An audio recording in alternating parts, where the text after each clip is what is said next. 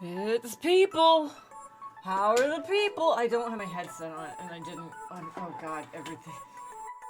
I'm out of practice. Everything's fine. Joe! Thank you for the resub. 75 months, Ashley. Thank you for the 65. Hot damn. Oh, man. Joe with the fucking throwback. I haven't thought about that in forever. Now, I've never heard rats, though. I always heard it with worms. Was it crazy? No, because, oh yeah, yours is a little bit different. Let's see. It was crazy. I was crazy once. They put me in a room full of rubber, and it was cold. Cold like dirt. Dirt. Worms live in dirt. Worms drive me crazy.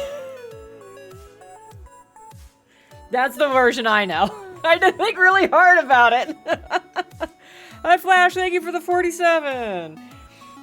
Anyways, while I get my stuff situated. I'm fine. Everything's fine. Anyways, how are y'all doing? I left you unattended for 2 weeks. I hope nobody did anything too fucking crazy. Why do I have two hold on. God, past gen left in a hurry, and the stuff that I have been trying to solve from past gen is what do these notes mean, and where did I panic clean put away that thing? That's, and I just, I have a second, I think I did all the things off of this. I think I did all the things off of that sticky note, so that can go away. Fucking Christ. God, I love your. Oh, there you go, Joe. I'm so glad I could share that with you. Yeah. Yeah, I did that around the same time. It was if you're floating down a river in a steel canoe.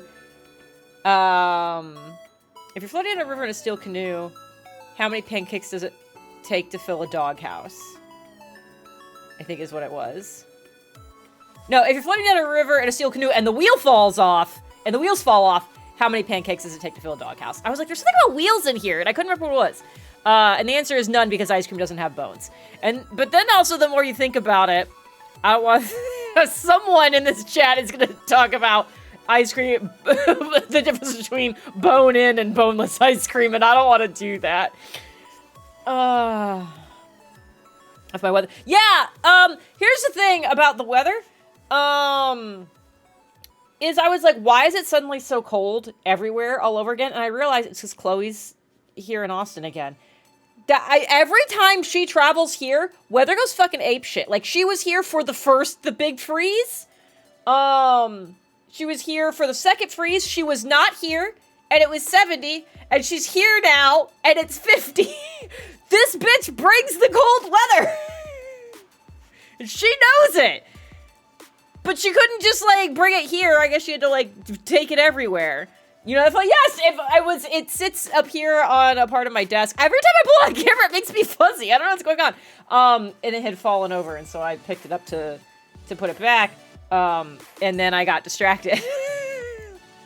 Which I really do think is a great analogy for just, like, where I am. This is where I'm at right now. So yeah.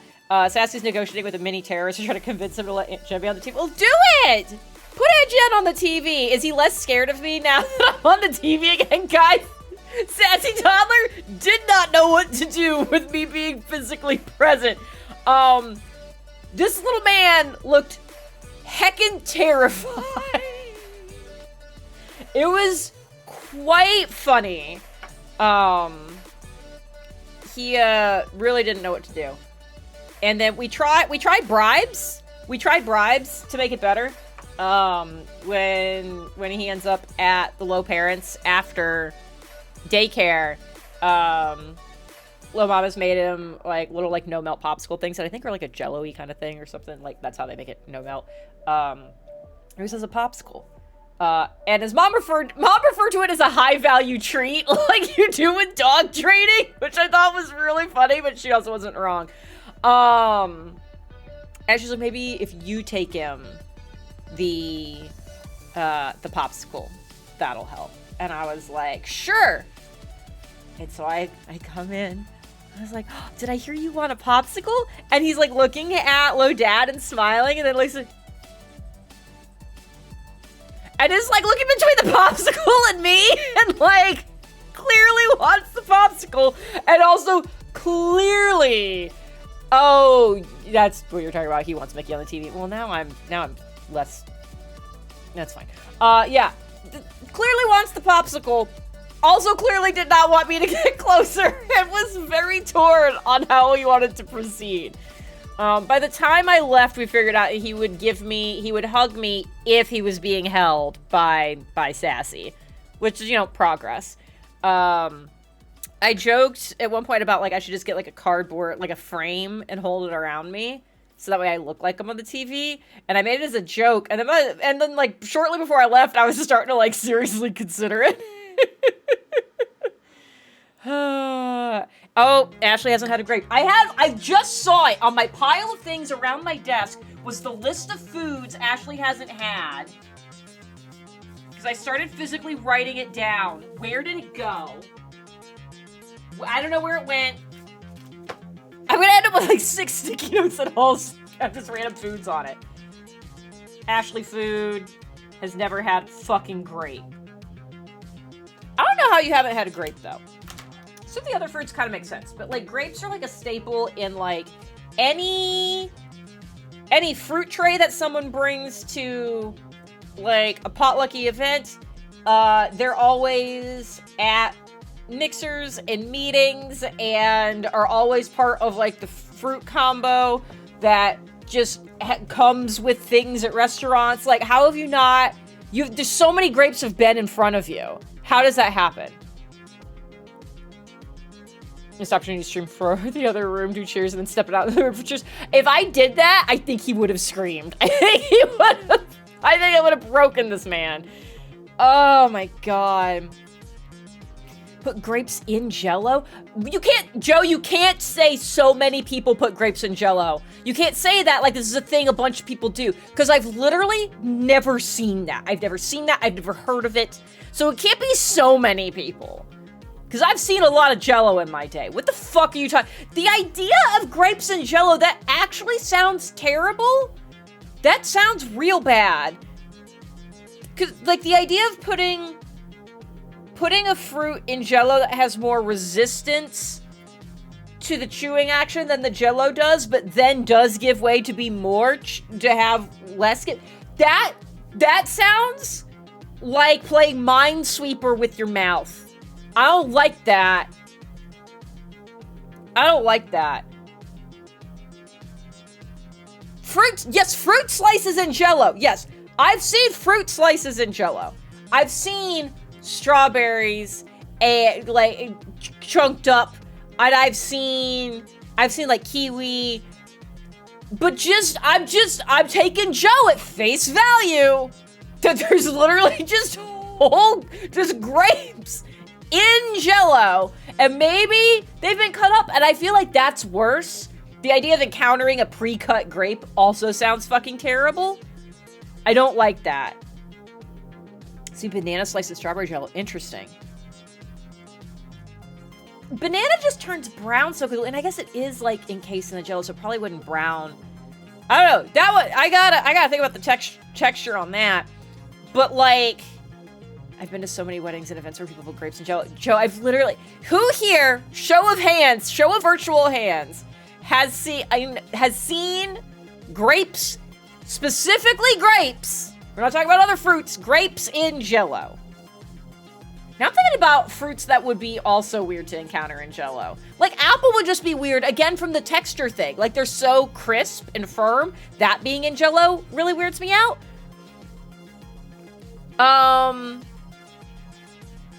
Yeah, no, I don't like the idea. If someone gave me something that had pre-cut grapes in it, I'm not fucking with that. That's serial killer behavior. Recently found out I hate tangerines. Why? They taste like orange, but in like snackable size. I have seen tangerine in Jell-O. I have seen that. Membraneless tangerine. Mandarins, if you will. Ashley's saying you don't know. You don't know how to eat them? You eat them like a blueberry. Don't tell me you've not had blueberries. Okay, now we're going. Now this is the stream. This is the stream now. Oh, I did miss it. Joe saying he judges the people who put grapes in Jello. That's correct. That's the correct thing to do.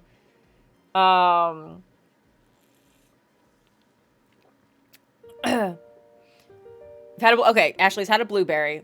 Tangerine saved Farron's mother's life. Okay, congratulations. This is not. I thought I was gonna come in tonight with some like weird energy just from the constant existential crisis I had for like 10 days straight. But y'all are bringing it too, I guess. Y'all saved it up for me, and I appreciate that.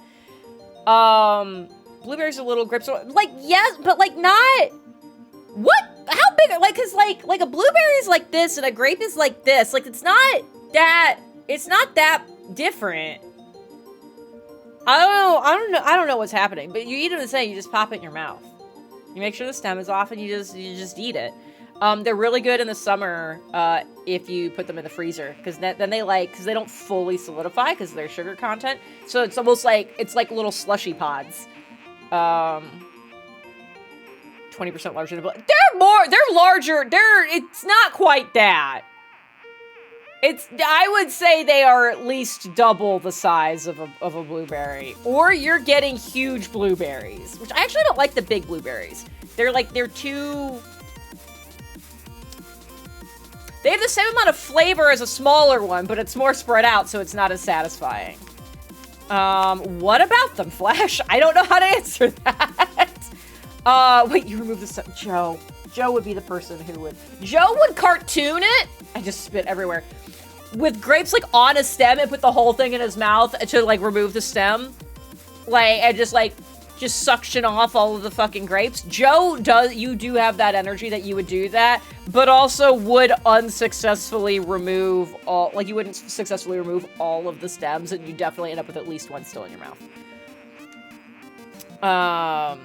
Actually have done that and would do it again. There it is. Perfect. How's Jess doing? I didn't check in for a while because I was... which I think is the best way to describe that. Yeah, strawberries. I cut strawberries. That makes sense. I don't like opening my mouth a lot for food. Okay. But, like, grapes still not that big. They're not that big. I don't know what's happening. This is wild.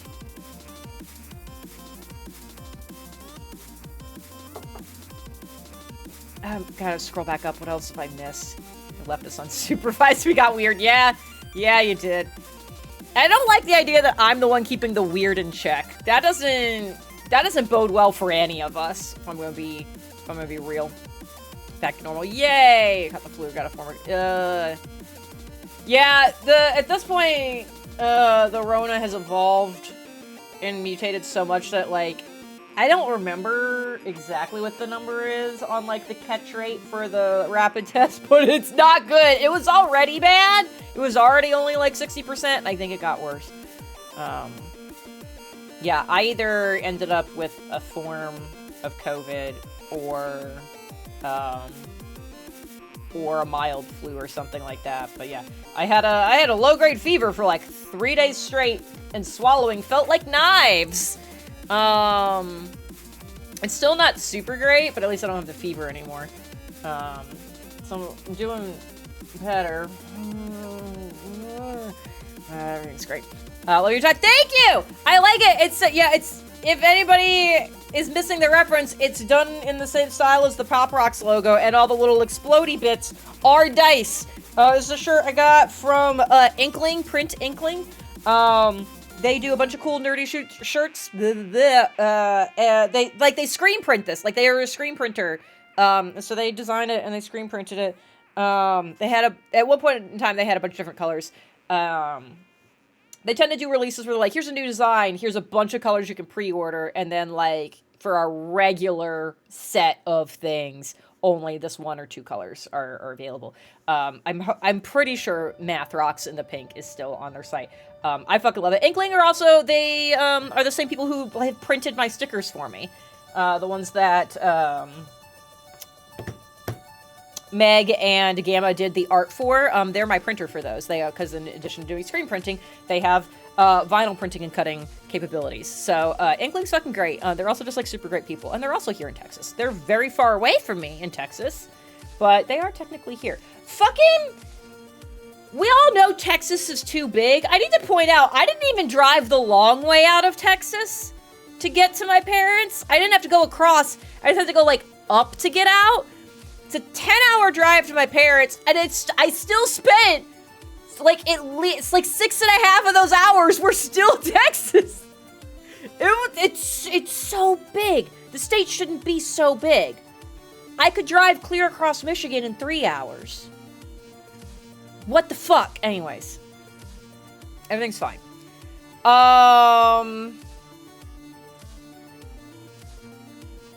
Yes, N95s are good. Do we need to have the mask talk? We are gonna have the mask talk a little bit because hold on. I need to check something real quick. Okay, it's possible they're just not logged in.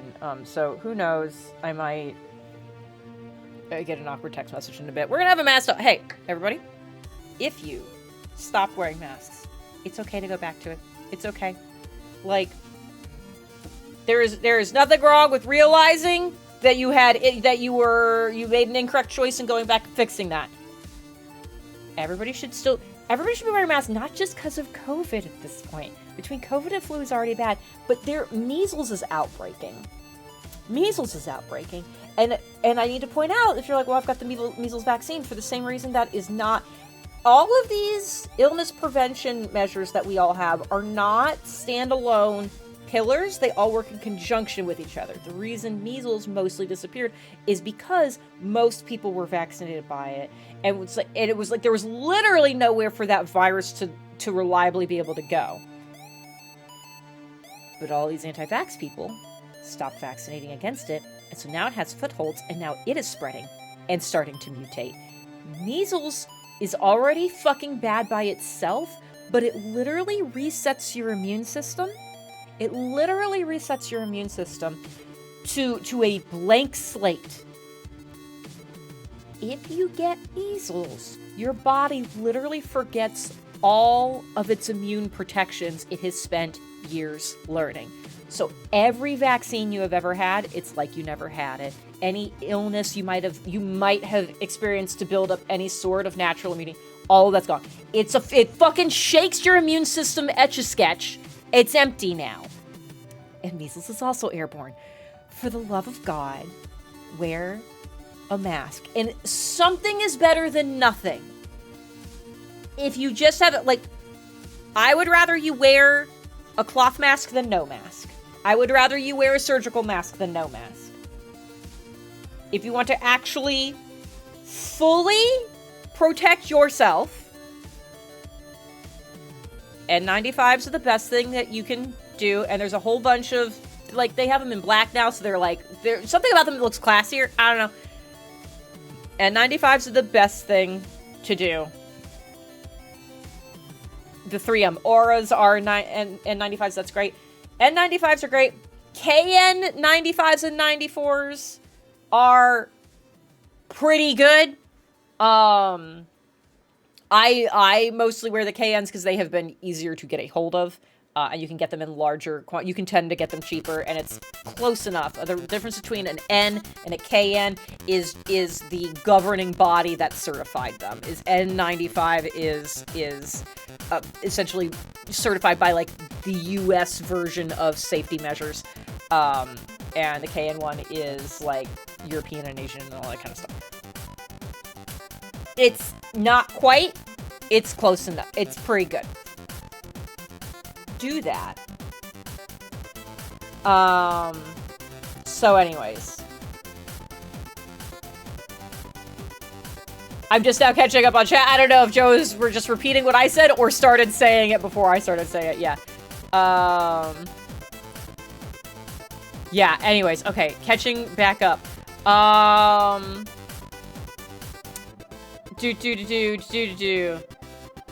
Check your local Harbor Freight. They sell decent selection of masks and might be cheaper than Walmart and such. There you go. Hey, Rhaegar! What's up? Welcome. Thank you for the resub! 10-hour drive to your parents and 25 hours from Texas. That's what it felt like. I started doing a re-listen of Taz Balance, and we'll... I just don't think it's like super D&D talk. It's mildly D&D. I hadn't listened to it in a couple of years. God, I forgot how infuriating it is to listen to Clint not ever learning anything about this game. I forgot how good 11th Hour was. Like, I knew it was good, but it was so great to go back and listen to that. I did all of Suffering Game today at work, pretty much. Suffering Game is such a good fucking arc. And, like, the beginning to episode 58, it never gets old! It's so good! Anyways, I love it. Let's see. Catching up. Actually, I'm so pro-vax. Stab me up, Daddy Vax. Jesus. Yeah, the green screen doesn't like fuzzy things, so where my hair is a little bit wild, it doesn't quite know what to do. Oh, it's a sound for a thing! Carl, 48 months. 4 entire fucking years. Carl, thank you so much. I super appreciate it. Just finished at the gym. Woo, gym! Yeah, also, yeah, definitely, like, putting a cloth mask, like, over an N95, like, that's also a great way to be, like, 1, super protected, and 2, still have, like, cute stuff. Absolutely do that. That's what I did at PAX, is I had my 95 on, I had my 99 on, but then I put like one of my cloth masks over it, so that way it wasn't like, here's just like this honking thing, but it's like, here's like kind of a cute thing, but I'm not breathing any of your fucking germs.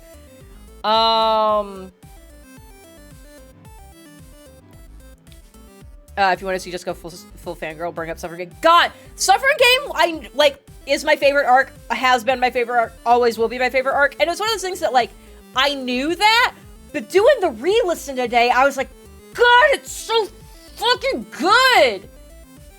Like, I guess, like, spoilers for... Not spoilers. I'm gonna move this. Joe, I realized, a couple of weeks ago, that when Jeff and I came down for you guys' wedding, I intended to bring you something, and I didn't. I forgot, and I found it again a couple weeks ago while I was cleaning stuff, and it's on my desk right over there, because we're talking about Suffering Game.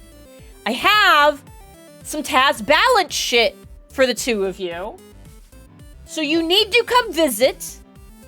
Not in the month of March. The month of March is a fucking nightmare. April, May, June, something, you need to come visit, because I have shit I need to give you. I don't want to say anything more, because I want it to be a surprise.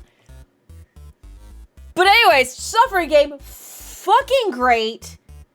Like, the number of times that they make Griffin just, like, regret being a DM, I forgot how frequent that was. It's so fucking good.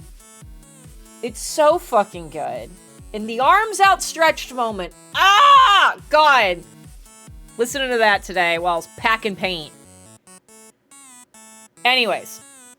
Yes. So, yeah, I've done most of a re-listen of Balance. I skipped Here There Be Gerblins. And I skipped Petals to the Metal. I just don't, like, super enjoy that arc. But over the course of that fucking drive, listening to it at 1.2 speed, I did Rockport and the beginning of Crystal Kingdom on the way there. Crystal Kingdom was long! It took the entire drive back to finish Crystal Kingdom. Fucking wild. Ah, cheers, everybody, cheers! Seal cheers me while I'm safely in the TV. Cheers! I did, there was a moment you Cesar's getting ready to leave with him. And we were trying to be like, will you, we won't give Aunt Jen a hug. It's like, will we give her a high five? Or a fist bump? And I was like, what about a cheers? And he holds out his sippy cup, but I've said this while I'm not holding anything, so I turn around and I grab, La Mom has, like, on the table nearby, some of, like, the candles, like a larger around pillar candle that are, like, the LED flame things. And I just grab one of those to do cheers with, because I was like, I need something! He's actually doing it! Hey, you're already here! Hi, honey! Yeah, anybody who mildly enjoys D&D stuff, I would recommend listening to the Adventure Zone Balance. I haven't been a huge fan of any of the other campaigns they've done. My disclaimer for Balance is they're all learning D&D while they're doing it.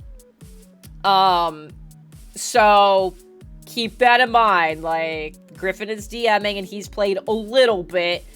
And Travis has played literally once, and like they're all figuring it out, so it can be a little rough from that standpoint. But they do an entire campaign over the course of only like 70 or so hours. Like, they do, all their episodes are like an hour long, and there's 70 of them, or 69 of them. I can't remember. I remember 69 being like the haha, and I don't remember if it's because that was the finale or just like the almost finale.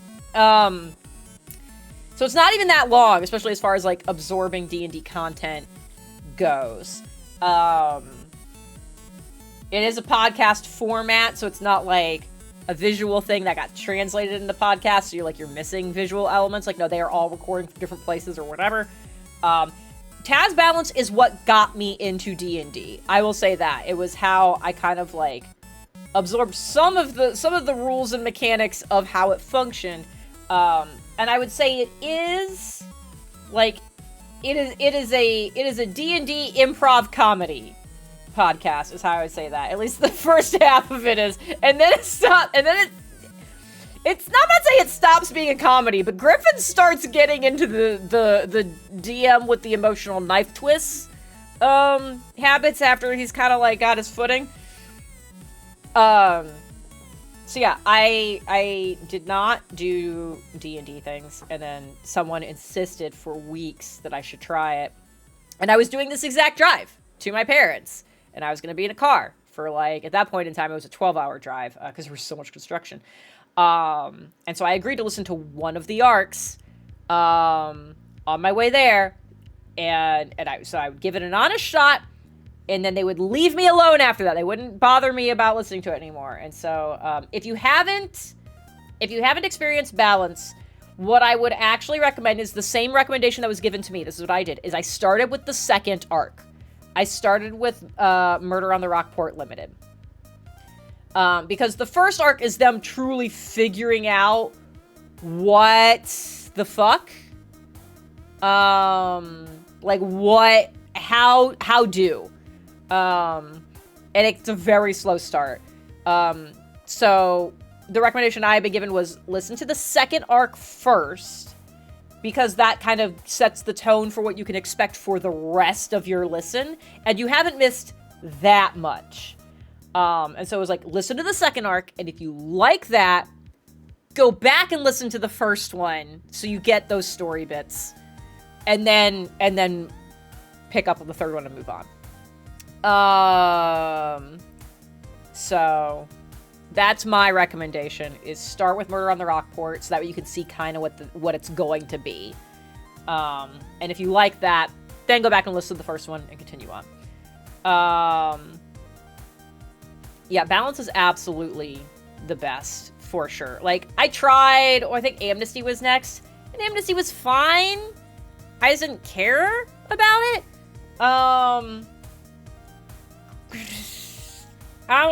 Graduation was not good.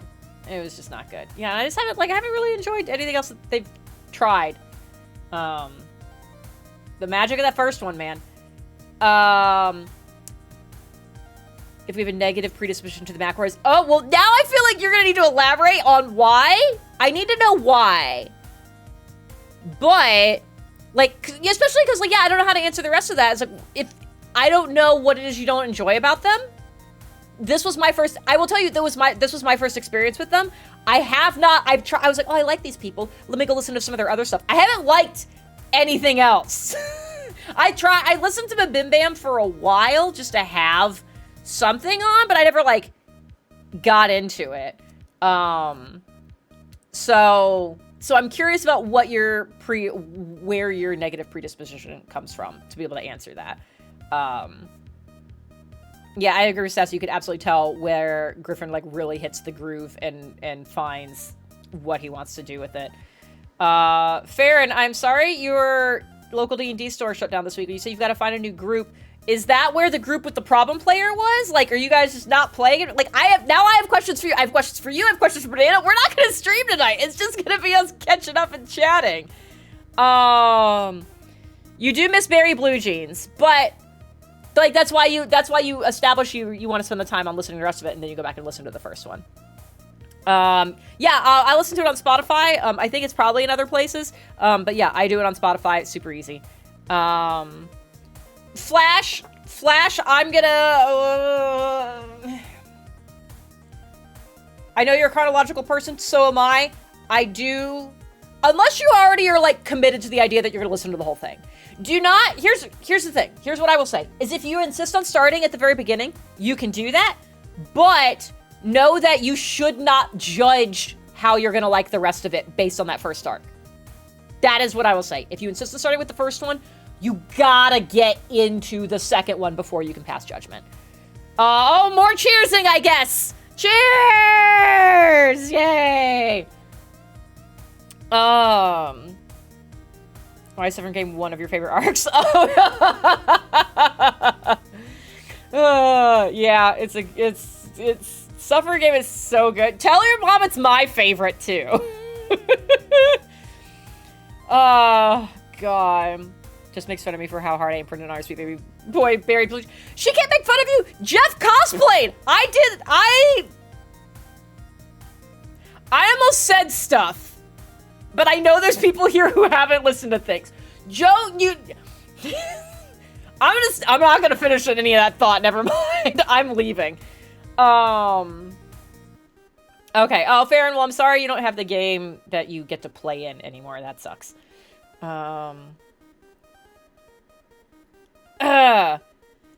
Yeah. Anyways. Yeah. Oh, yeah, no, Joe knows. Yeah, that's where the fucking GIF is from, but we're not elaborating on it. No elaborating. I found out from Jeff that apparently dabbing is literally illegal, and I think he said it was like Saudi Arabia or something. It's straight up on the books illegal to dab, which I think is fucking great. Okay. We've been everywhere. Anyways, hey, if you haven't listened to Taz Balance, I 100% do recommend. I would love to know why Banana is predisposed to dislike McElroy's. And if you don't want to say it publicly, you can just shoot me a DM and I can figure out if I think you would enjoy Balance. I love Taz Balance. And it's what got me into D&D. And now look! There's dice all over my desk! God. Alright. We're gonna get into the game, I guess, sort of, finally. And then, yeah, James will be here. We've got stories and whatever. I'm in Memento, so I remember that. Ooh. So, here's the thing with that, Banana, is, like, yeah, a little bit of that, but also, I will say that Griffin is very good at being like, we only have an hour, haha, funny goofums, let's fucking go, and, like, refocusing them, so, there's a little bit of that. I will say that, like, chaos for the sake of chaos is one of my major pet peeves, like, in D&D, and even now that I'm, like, super into that world, going back and re-listening, I'm still finding enjoyment in how they are doing it. So, I would say it's potentially worth, still giving a shot, but in your case, I would absolutely recommend starting with the second arc to see if you're gonna like the vibe for the rest of it. I don't even know what to do with that. I should no. See now, Lowick is doing other stuff. Don't you fucking dare. We're not getting into that one. I will say, as far as Taz stuff goes, I'm gonna start getting the game up. As far as Taz goes, so like I will admit, like I'm re-listening to it, so it is fresh. But I there is a character that you interact with in one of the arcs. That is, I don't think this is minor, tiny spoiler territory, and that I'm going to reveal the existence of a character that you encounter at some point. But it doesn't super tell you a lot about him. There is a little robot friend who's very friendly, intended to be a child's toy, and his name is Hodgepodge. And when he gets booted up, he plays like a little, like, there's like a little jaunty tune that goes with it. So I'm at Low Parents, and Sassy is there, and then Sassy has listened to Balance, and I am, oh god, which one am I? That's 141. Okay, it's this one. Yeah, Sassy is there, and Lobom does something to the oven, like sets it to preheat or whatever. Now, this oven that she has is fucking insane. And instead of just like beeping and shit like a normal fucking oven, it plays little ditties for like everything. Like everything. And so like when it finishes preheating, it like plays a little song. I'm choking my own spit. So it does this little song, and I had heard it earlier in the day, and I'd had this thought, and I'm like, I'm waiting till Sassy is here. Because Low Mom doesn't know. It's one thing for a washer and dryer to do it. This oven it's like, there's nothing is a normal sound on this oven, and it being an oven makes it like 1,000 times worse. Because it's just constantly making songs. It's like, oh, we preheated. Oh, we're at the end of the timer. Like, oh, we're cool now. Like, whatever. Fucking Christ. So, I think we're here. Does that feel right? I'm like pretty sure. Okay, that's. We're gonna go here because I guess we're missing some things. It does it for everything. So we're together, and it finishes doing. It starts doing its little chime out. Oh, and I'm like slapping Sassy on like the shoulder. It's like, it's Hodgepodge. And she's like, what? And I was like, Hodgepodge! Hodgepodge! It's like Hodgepodge! And she's like, what are you? I was like, the Adventure Zone, Hodgepodge! Crystal Kingdom, Hodgepodge! And Low Mom is just looking at me like, do I need to call an ambulance? Like, have you had a stroke? Sassy's a little bit looking at me like that. I'm just yelling Hodgepodge. She did eventually get there, it was fine. So there we go. Moving on. I feel like maybe I don't want to do the... Well, let's go to the end, I guess. I really don't remember exactly where I'm at. Hi, Do It Fish. What's up? Welcome.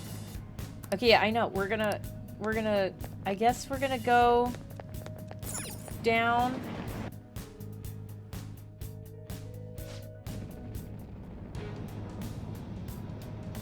I should have, like, paid a little more attention.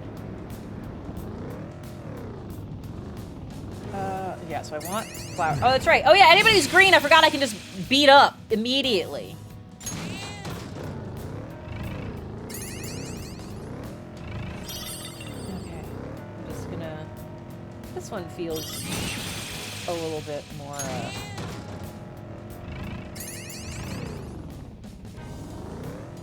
little more maze-like. Oh, all these grates being set up a little tombstone-y. Not a big fan of that.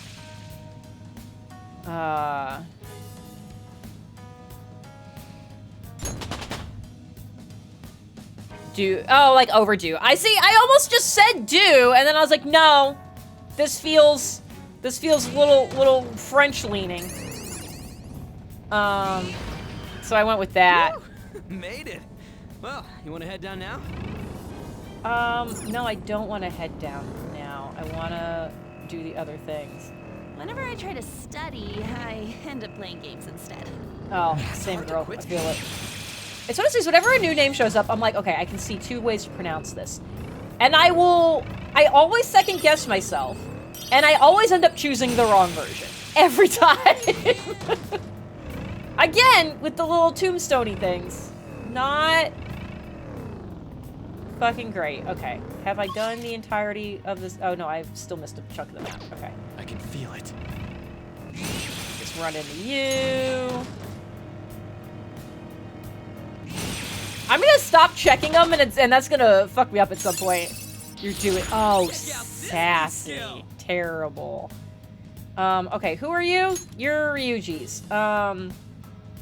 Medium alphos. There we go. God, I feel like you're so behind on your skills. Deathbound! That's a big name for something that doesn't actually do a lot. It's just... Whew. Okay. I'm gonna go... This is not my first Persona game. Doofus is something you should really know. First of all, I do also like the doofus thing. That's very funny. I am playing this against my will. So if this game is near and dear to you, I will warn you. There's a lot of yelling involved. We played Persona 4, also against my will. Time flies when I'm reading a botany field guide. It's the same with me in art books. That was some big Finch energy right there. That was a reference that 2 people here are gonna get. It's I can see it. There's a lot going on here. Okay. We're good. We're good? We're super good. Okay, so now I think we get to leave.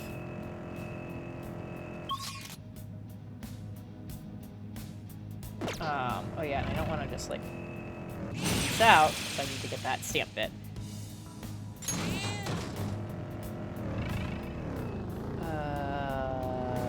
No. I'm so bad at the map. So bad at the map. Okay, hard right. There we go. Getting warm. There's no fridge in this car. What car has a fucking fridge in it, you weirdo? I mean, like, I wouldn't be upset about it. I've seen the cars that have, like, the cooled, like, cup holders. That would be dope as hell. I would love that. But I don't think the cat bus having it makes a whole lot of sense. Alright. You still green? Great. Perfect. Love this. Oh yeah, I also almost... the other thing you should know, Fish, is that I have given most of the characters nicknames that are relevant to other game experiences, to my D&D. Oh, you're flamey, but you're also green.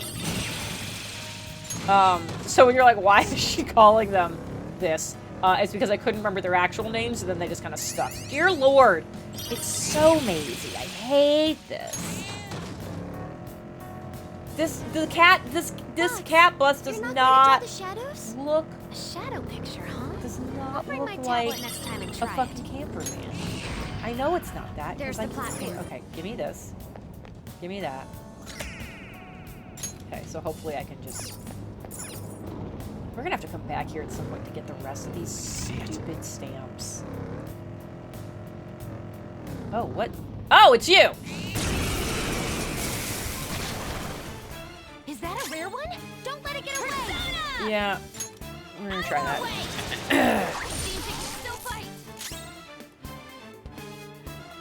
There's also someone who made a weighted blanket out of aluminum welding wire by chain mailing it. That seems like a really expensive weighted blanket. That feels very unnecessary.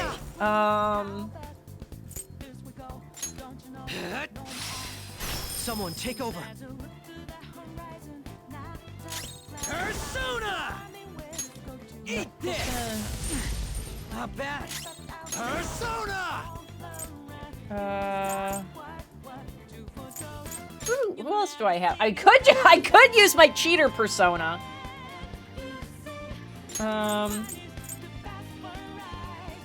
That feels a little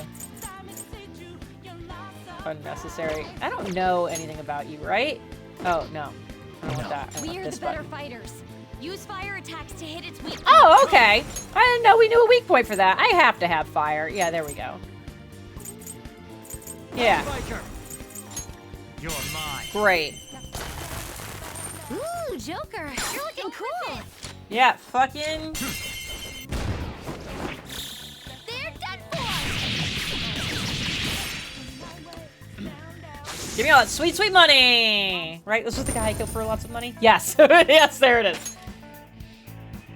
All right. That was fast. I'm getting sleepy with nothing to do. Alright. Let's... That... God, what a... Are you... Yeah, you're still... Hey, come here. This is... See, here's the thing. Is, like... My opinion on grinding still stands. But also being able to grind by just doing this. Not... Like... I'm still mad about it on principle. But it's not as bad that I'm not having to actively spend the time on it. God, this fucker. Alright. I'll send you the results. Okay, great. We're gonna go Stampy Stamp first.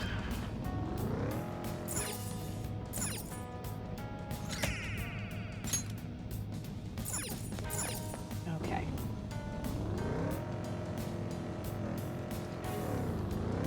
This. Where, anything else fun and exciting? Alright, so we can go see, we're gonna go up here and go to the left.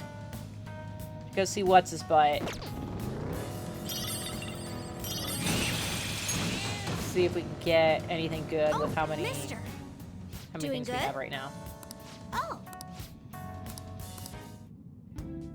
Okay. Items. Stamina kits are very good. I do not have enough flowers for that. We're gonna make sure we go get flowers. Let's see. Okay. Confuse all foes. Ooh. That feels pretty good. People get too close to me on the dance floor and hit them with the car. Sure, why not? I want to hear the nicknames I've given. Here's the thing: is are any of these gonna be anything remotely spoilery? In which case, then no. But otherwise, sure, why not? Yeah, like Ryuji's just not kanji. Anna's Kyoko a lot. Makoto is Gwen. That one takes too long to explain. That's a D&D thing. That's probably the most confusing one to people who pop up in here. Okay, so I feel like I need to actually, like, go and get flowers. Because I want to get both of these. Okay. Cool. Do I have enough stamps? Yeah, give me more of that. Yeah, give me the more XP.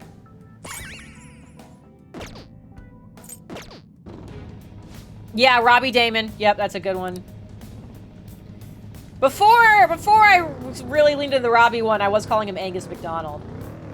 I love Angus. I was so happy to have Angus. I have lost my ability to do the Angus McDonald voice, though. I did Such a big... realized that, like, as when he popped up, I tried to, like, use Griffin doing that voice, be like, okay, I can practice this in real time, and it's like, I can't find it. I can't do it as good as I used to be able to. It's very upsetting. Insert joke here. Hello! Good one. Nailed it. Okay, great. Hello, sirs. Angus is one of my fucking favorites. Okay. All right, we're gonna I should write we're something. gonna save here because we can. Great. Yeah, Futaba doesn't really have a nickname. She didn't she didn't elicit any particular thoughts. Yep, Maruki's sandals. That's a good one to know.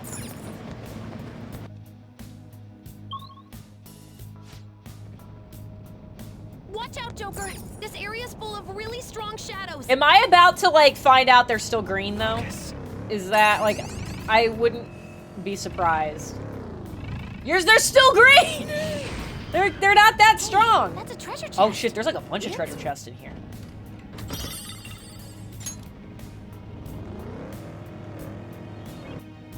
Perfect. Oh no, there's messages happening in the D&D group chat. Can't wait to see what's happening there. I also can't wait for James to get here and for it to be D&D talk time, because I want to hear... The tizzy I sent you guys into is on his list.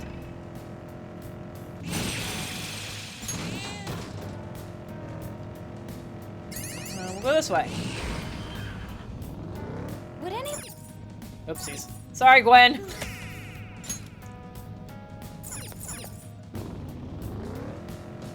It does remind me, I need to...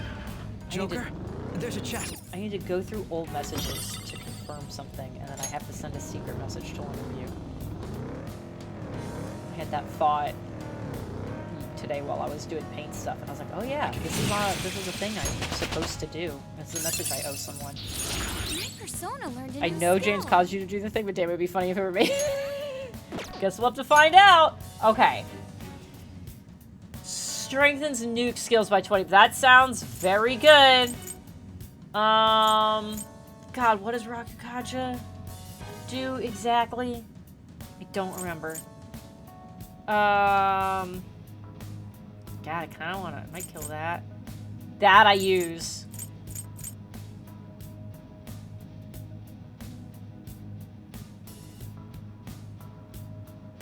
I've never used this. I don't know. Ooh.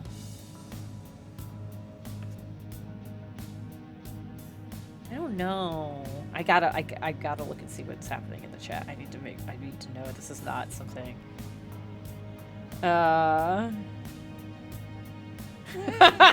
Sassy, very good. Okay. Do I get rid of... I feel like I do... I'm weak to Psi, though, so I probably want to do that. I've never used it. And I can't decide if I've never used it because it's never been relevant or because I just haven't cared to use it. I feel like the last time I had to get rid of something, James recommended getting rid of the break. So I did just save.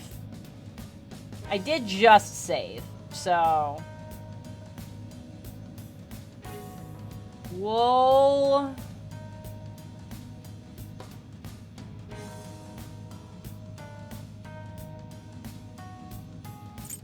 What is wrong with Kaja? Oh, there's a James here! James with the 69 months. This is perfect. That button. Hello! Please work, please work, please work. I heard my name and I came rushing to my laptop. You truly did. Let me do the button. I'm trying to decide which skill to get rid of, and I'm pretty, at this point, I think I've settled on the idea that it needs to be the nuke break, because I don't feel like I've ever used that. I would agree with that. Okay. it's useful in very specific circumstances, obviously, but I feel like everything else you will use significantly more often. Yeah, I was like, I couldn't remember what Rakukaja did, and I was like, do I care if I get that at the beginning of battles? But, cool. I will get rid of Nuke Break then. Well, it's good to hear your voice again. Yeah, I'm glad I have a voice right now. I was really afraid when I started getting sick that I was going to turn into a chain-smoking hooker again, but they were good. Hey, you know what? Work is work, Jen. Let's not cast judgment. No, I'm casting judgment on the chain-smoking part. Oh, okay. Smoking's Well, bad good. for you kids. Don't do it. Yeah, that's bad for you. Everything else, I support work in every sense and Oh, every yeah. way. Yeah, absolutely. There's no such thing as unskilled labor. All work is work. And down with capitalism. So. Yeah, I agree with 75% of the things that just came out of your mouth. Now here's the problem. I feel like I know which one it is, but I feel like you're gonna need to elaborate which one you didn't agree with. Because I will argue. I will absolutely argue. All those. Yeah. So I agree with everything. I'm gonna be shallow and pedantic for a second. What? I don't think capitalism in its intended essence is wrong. It is the application of capitalism by corrupt government, oligarchs, and billionaires that are rigging the system against everyone else. Hey, James. I got news for you. Intent does not matter in the face of impact. If the system is having a result, that is what the system was designed to do. Right. Well, so I would counter, just because we're having in the spirit of debate, that if I go to bake a cake and it comes out as muffins, I wouldn't say, wow, this cake looks terrible. I would say, these are muffins. So I would say that what we're experiencing right now is not capitalism. It is. But it is, though. We are experiencing capitalism. The system was designed such that such abuses not only could take place, but are, in essence, encouraged by virtue of how the system is designed. It incentivizes you being individualistic and cutthroat and ruthless and literally making everyone else suffer for gain. It literally incentivizes that. I would say that the government has set it up to foster and not punish that behavior. Which is encouraging it. If it is set up to foster it and not dissuade you from doing it, that is. Oh God, these guys aren't green. I gotta actually pay attention now. I mean, I would say though, that's akin to saying that if you democratically elect a really crappy president, that's not democracy's fault. That's the people who use the system in such a way. Okay, but right? Here's the thing, is you can't use that argument either because we don't democratically elect a president. We do it through a republic electoral college system. If we democratically actually selected the presidents, it would be a very different thing. All right, I don't know how we got onto this. I don't know how we got onto this subject. I'm just here to tell funny ha-has and the things that happened in my life. I did not come for the spirited capitalism democracy debate of 2024. You want to hear a funny ha-ha? Focus. I would love to. So Then I'm gonna point out that I recently had a conversation with somebody where I was like, man, it's like the concept of exes came up. And I was like, I legitimately don't know anything about any of my exes. I have been with my husband long enough that, the idea that I've needed to think about any of them, I am long past any reason why they would ever pop into my head. And I'm far enough removed from them, both in time and in physical space, having moved clear across the country from where any of them would be, that I literally haven't thought about any of them in a decade and a half. For all of Jen's exes who are watching this stream right now, you're right. She's not thinking about you. Until I was at Low Parents. And I don't know exactly how this came up. So my first boyfriend, while I was in college, like I'm studying, like I'm in a bunch of chemistry stuff. He is in an engineering program. He is studying, like he ends up being in aerospace engineering. And by the time, like, we broke up during the first year of college, and first and the second year, something like that. I think maybe the summer in between first and second, whatever it was. Like by the time, like several years later, like when we both graduated, he graduated with a degree in aerospace engineering and went to go work for NASA. Okay, this is not hyperbole. This is the truth, which is why the thing I'm about to say fucking threw me for a goddamn loop. Is through a series. Like a loop around the planet kind of loop? No! The opposite. Not around. Because around implies round. This man, somewhere along the way, became a flat earther. Oh, no. Oh, no. I was like, how does this happen? What do you mean? That I dated somebody who was so smart they went to NASA and came out of their NASA experience believing the Earth is flat, legitimately. Jen, did you steal all of his brain cells? Maybe that's what happened. Anyways, so I found that out, and I blue screened in real time at the dinner table.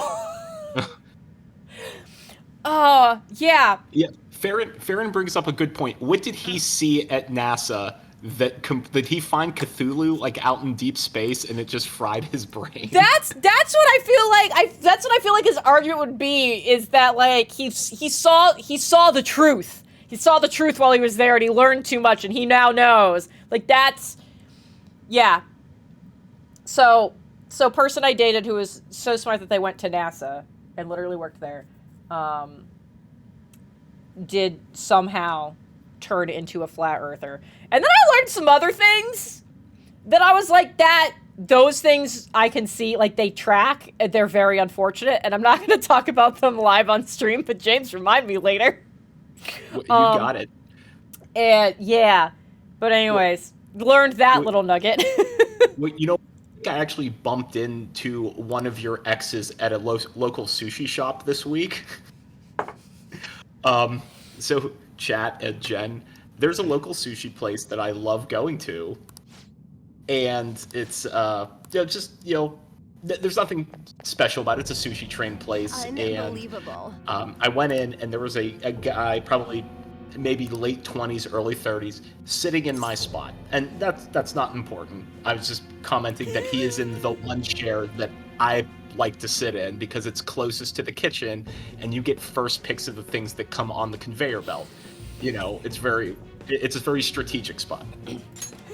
So he's in my spot, and I go sit somewhere else, and there's two other people in the restaurant, and I'm just, grabbing my, my ginger and wasabi plate. I'm grabbing, like the first round, and one of the sushi chefs comes back out from the kitchen, looks at him, and goes, "Oh, where is your wife?"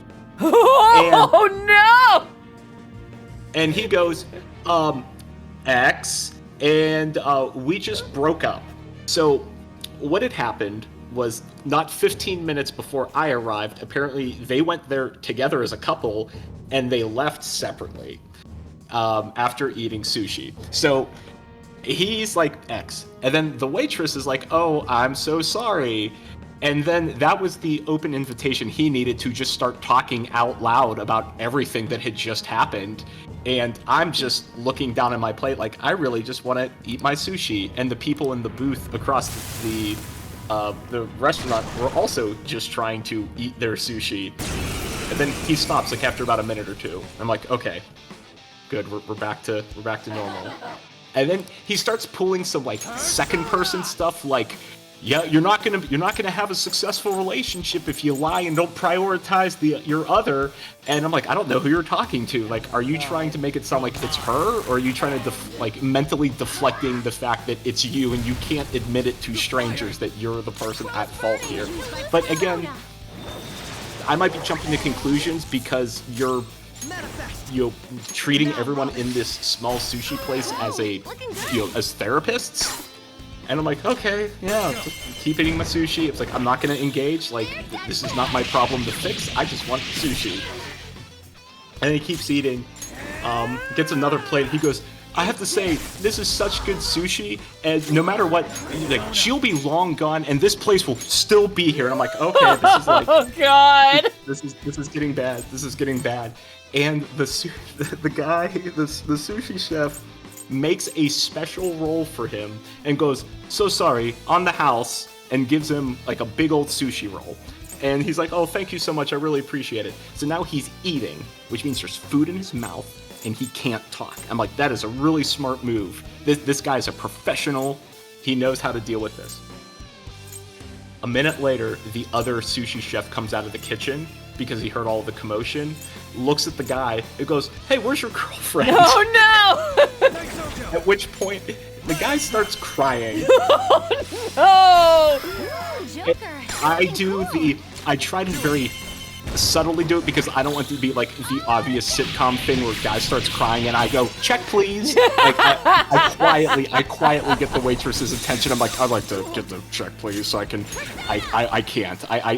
right now. Like, I'm all for emotional expression. It's healthy to share your emotions, don't bottle them up. A sushi place is not the place to do it. Yeah. A bar, maybe. Like, a bar, there's like a social contract that, yeah, you may talk with someone at the bar and commiserate. Not at sushi. Not at sushi. no, definitely not at sushi. Especially during, like, lunch and there's, like, 3 people around. Oh, God. Yeah. So I told that story to my wife, who is a psychologist, and her immediate response was, and I quote, I wrote it down, my emotions are as raw as this fish. And I'm like, let's go. Perfect. That is the perfect response from a psychologist. God. Go down. What a thing. Yeah, it was... I had a little bit of a heads up on that story. It was bad enough when it was girlfriend, but them coming out and saying, where's your wife? Oof. Yeah. Oof. Big, big bad. Yikes. Yeah, so...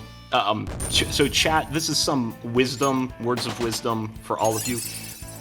Don't engage in a sushi place. Just there are bars, there are support groups, there are parking lots where you could just rant like a homeless person. That's fine too.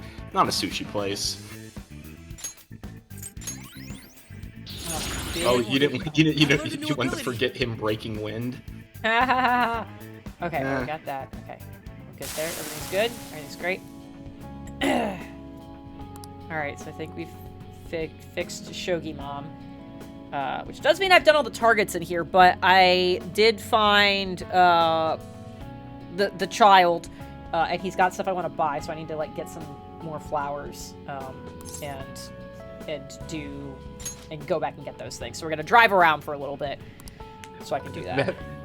To someone who has zero context for what you just said, it sounds like you're talking in thieves' camp for a drug deal. I found the child. I'm gonna go get some more flowers and drive around for a bit. Like, all right, sure. Now you know how it's not D&D time, but now you know how I feel listening to 3 of you fucking talk. Oh God. All right. That's yeah, maybe at the end of the campaign or when we all die horrible deaths in game, we will share our Thieves' Camp dictionary with you. Oh, please do. I so desperately am going to want to know. Farron is redeemed to hydrate. Everybody drink some water. Will do. Okay, we got some fanfare. It's great. All right. Oh, there's still another target? Fucking Christ. Yeah, let's keep going. Never mind. That's easy.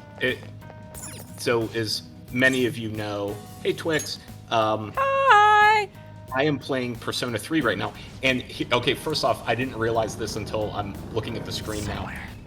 In Persona 3, I'm on October 29th. Oh, so, wild! Why can't I drive into you? There you go. So one of the things that I've noticed as I'm playing Persona 3, the remake. Just kidding. Ah, okay, we're good. We're fine. Everything's fine. Oh god. Yeah, you're starting to get to the lower levels where they haven't out-leveled you. Oop.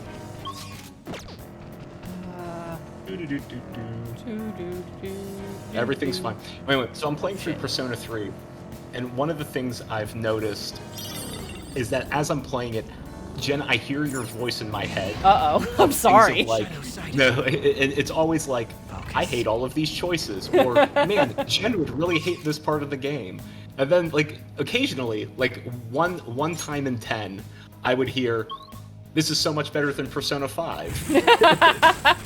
Like, I think the one thing you would appreciate is that the game does zero padding. Like, there are some social links that take maybe 1 minute at best. Like, one of the main characters in the game, one of your main party members, going from level 5 to level 6 was literally her just going, "Hey, I want to apologize for yesterday. Are you cool with that?" And you go like, "Yeah, I'm cool." Or like, "No, I'm still upset." And then it's like, "Cool." And then it's like, "Ba-da-da-da-da, you've leveled up to 6. I'm like, all right. You can tell this is their first, this was Atlas's first attempt at the what is now modern Persona, where they're like, yeah, like, we're not looking to tell us like a big novel here with the social link. So it's like, yeah, it's like she came to apologize. That's it. All done. So I think you would appreciate that there's zero fluff. There's a lot of other things you would take a lot of issue with. Oh, I'm sure. I mean, so that's Persona 3, so that means they've added fluff as they've gone on. They went, you know what this is missing? Some extra bullshit. Yeah, no, they did. It's actually a very faithful retelling of the original Persona 3 game. Like, the only, I won't even say it's fluff. They added a lot of quality of life stuff to the game, which is great.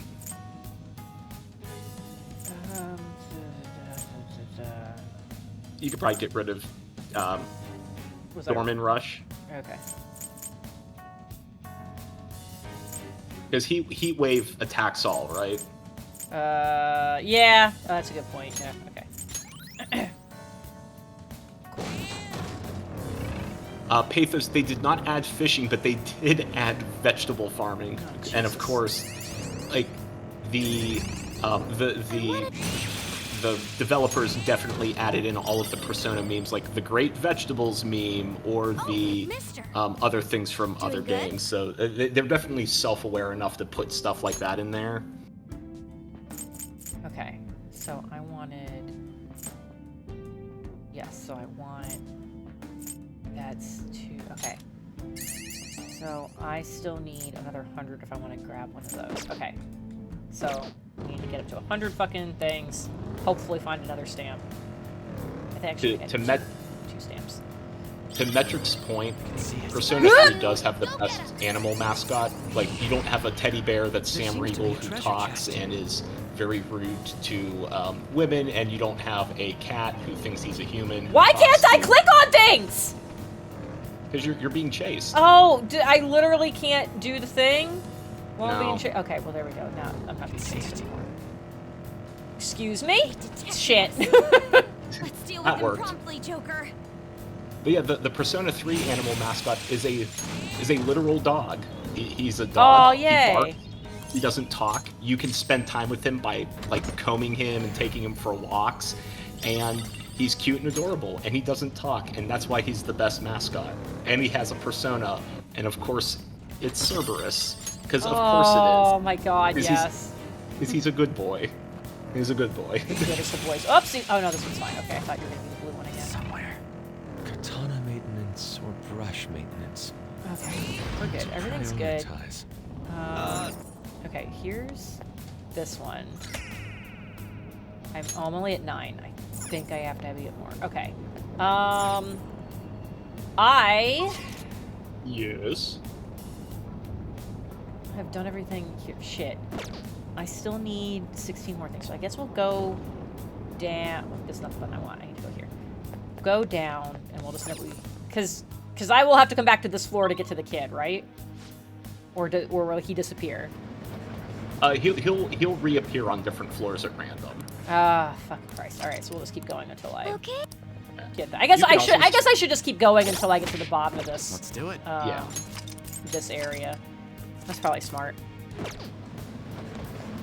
Well, Chad, how about you? What games are you playing right now? I'm spending way too much time in Persona 3, and I've been playing the demo of Unicorn Overlord, and I only get 5 hours in the demo, and like I appreciate that they give you like a demo that you can fully do everything, but seeing that ticking timer makes me very anxious. Like I don't even want to pause the game because I feel like is it still counting if I pause the game? Like I shut my Switch down, so like I want to make sure I maximize those 5 hours.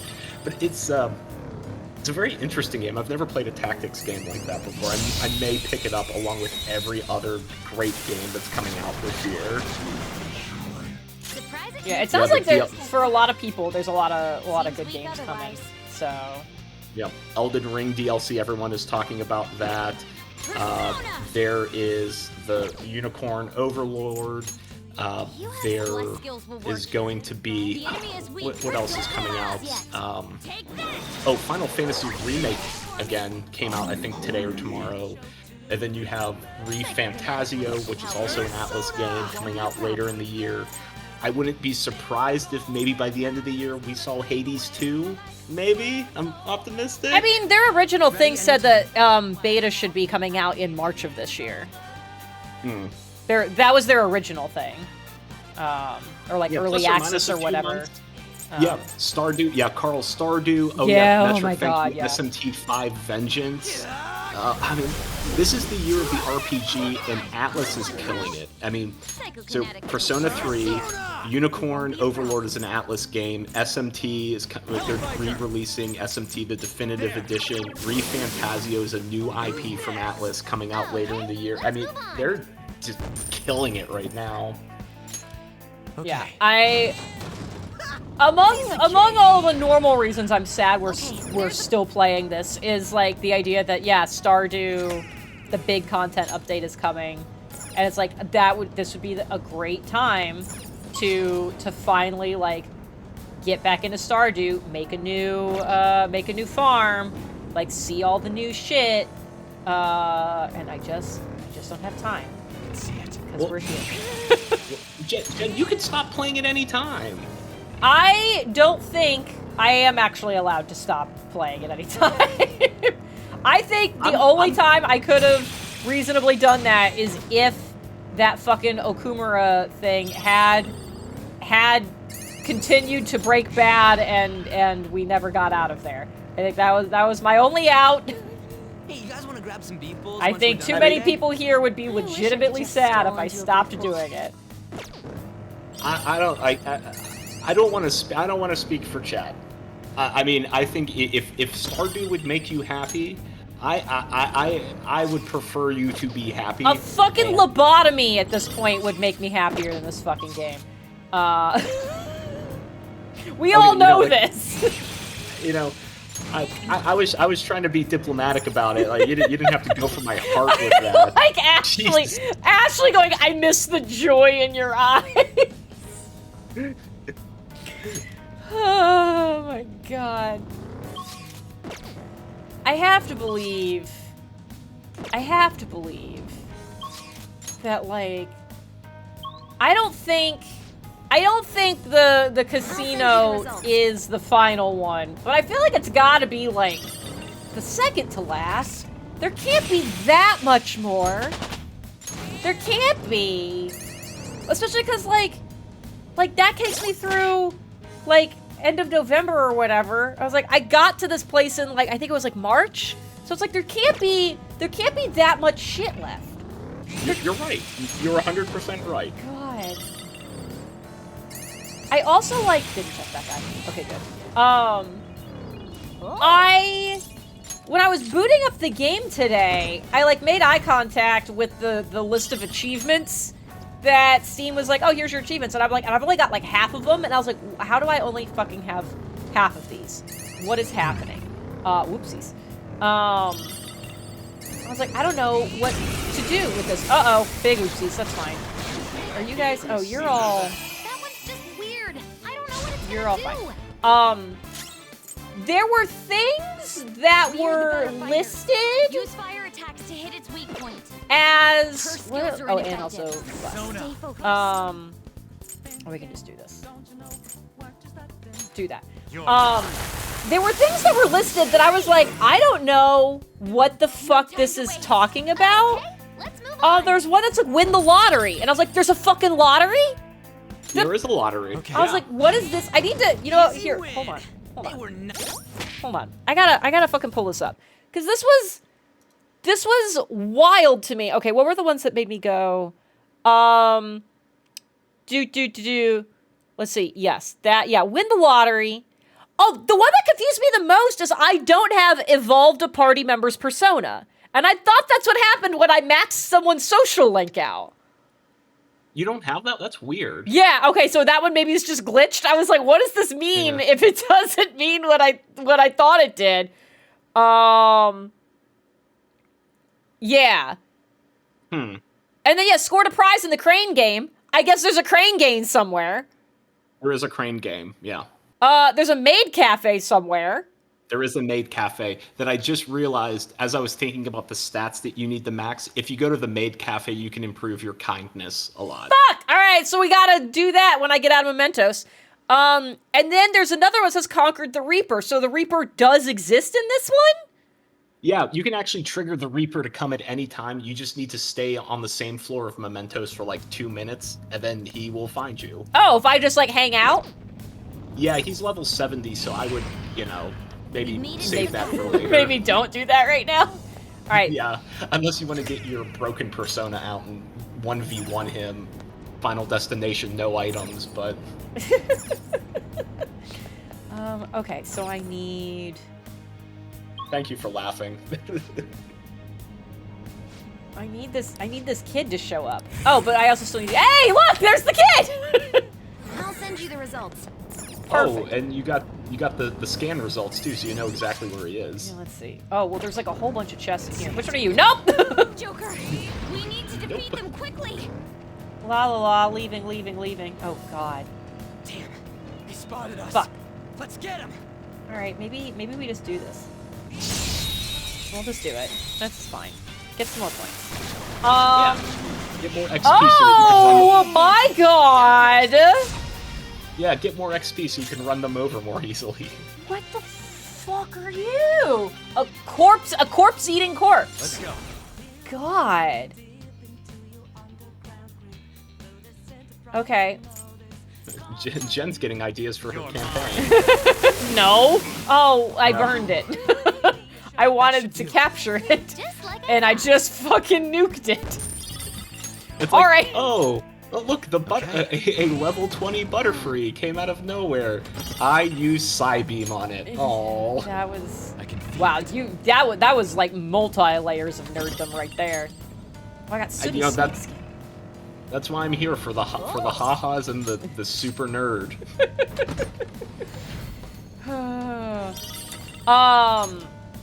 So I told some sassy toddler stories in the earlier part of the stream, but I still have two more that I do want to share since we're talking about funny ha-has.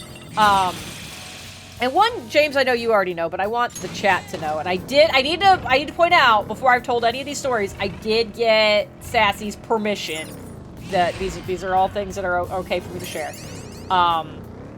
So the first thing is shortly before I left and I went,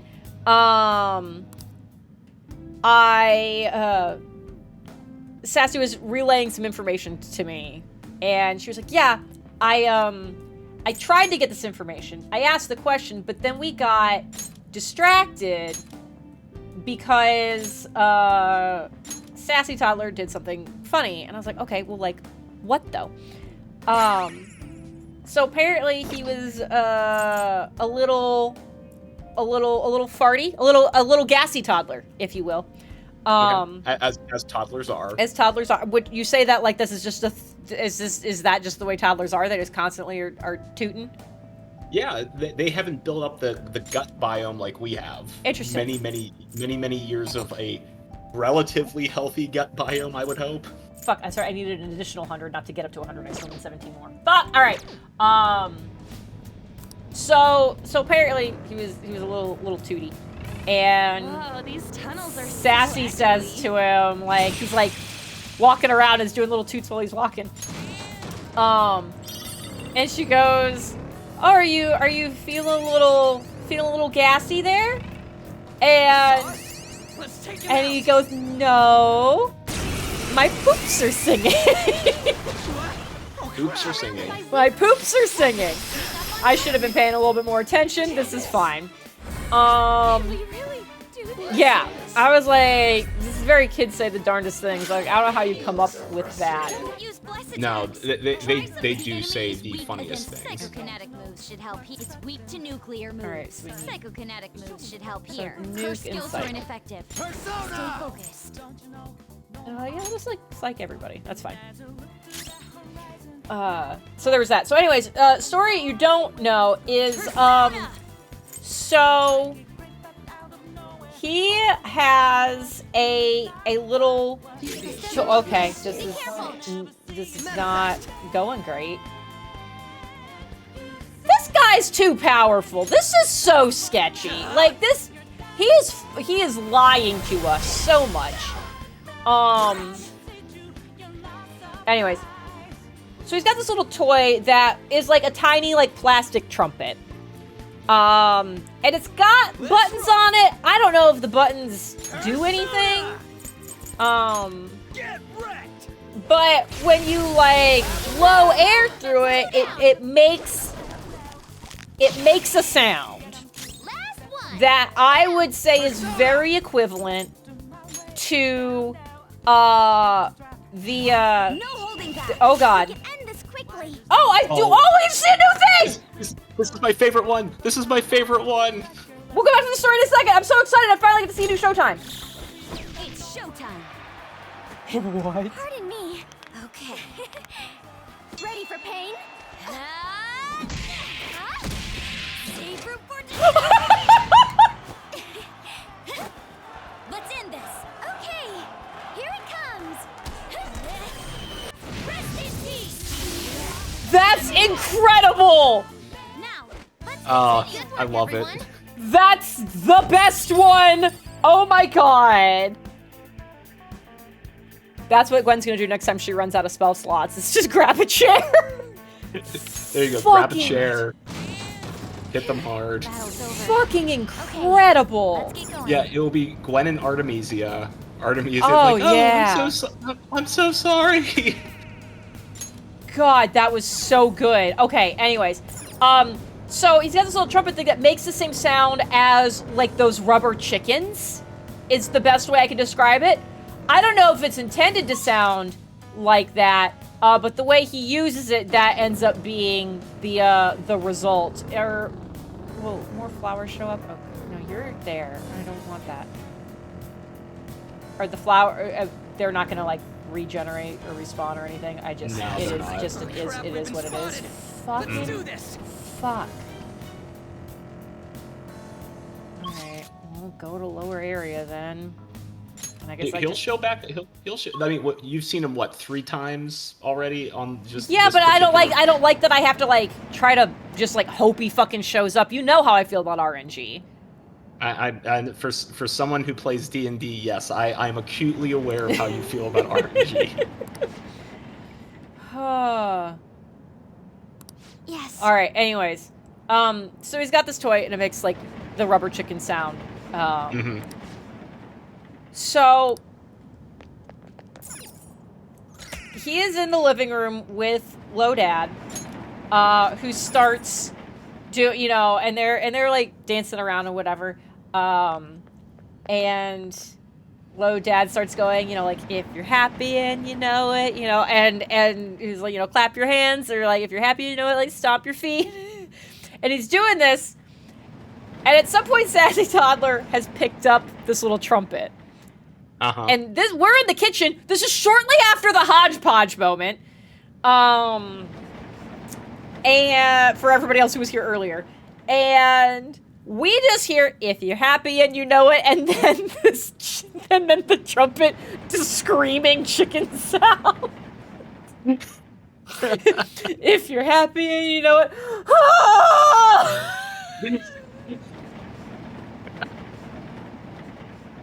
I was trying so hard to not openly laugh at this. There's just tears streaming down my face. We're all like, me and Sassy and Low Mom are like silently like hyperventilating because he doesn't just do it once, it keeps going. It was like every time, like he knew what he was doing. It was so fucking great. It was so fucking great. I am convinced that children have a much better sense of comedic timing than we give them credit for. Oh yeah. And like that's a perfect example. So Jesse's youngest daughter, she is very big into saying like opposite things, or we call it silly talk. When she says things that are deliberately not true, and we've had to like coach her, saying like, hey, if you're doing it around your friends or teachers, make sure they know you're doing that first, because you think it's funny, but then they think like, oh, we're terrible parents, you know, like let's. But what she'll do, specifically when she's upset with me, she will look at her hand like she's holding a book, and she will take her free index finger and pretend to write something in her palm. Oh, the Book of Grudges. The Book of Grudges. So this is what she did yesterday to me.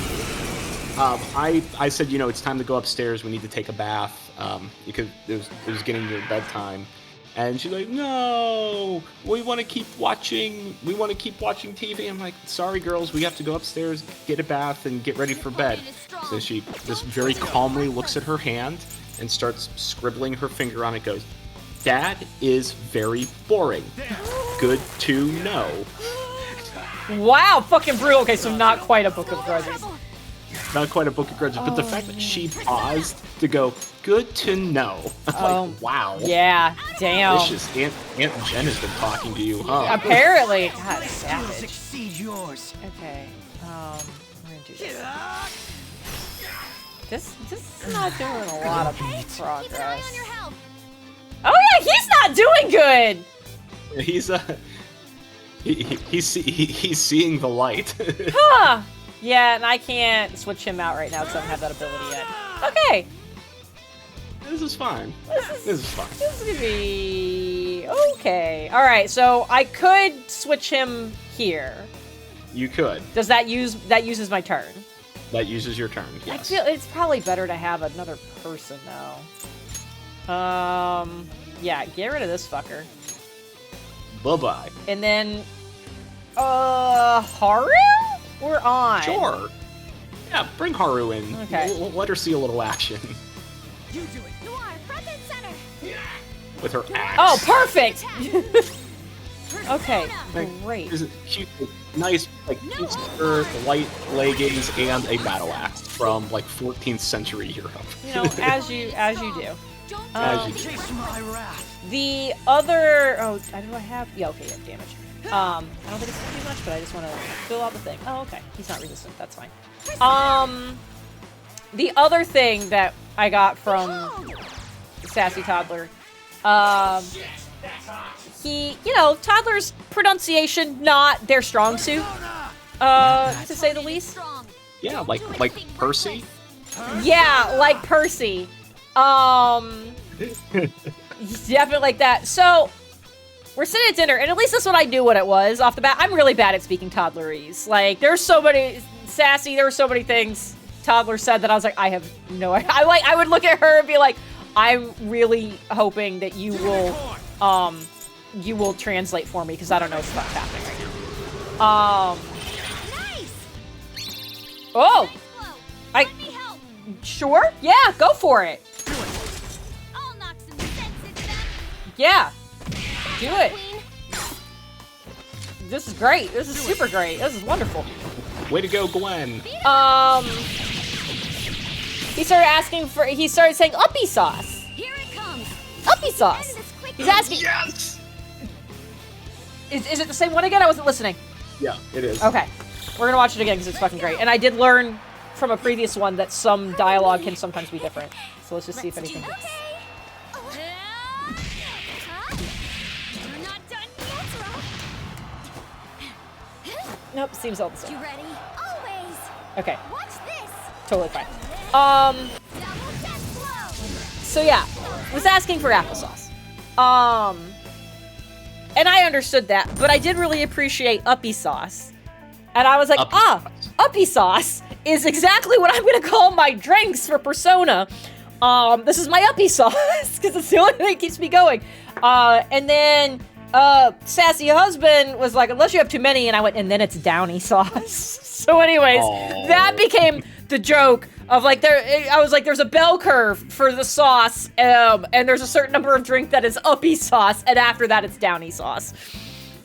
I love that. I'm gonna start using that now. Yeah. So this is my uppy sauce. With my children, it's like, Dad, you're being really silly right now. I'm like, I know, I'm having my downy sauce. Right now. Oh, look at all those levels. This power.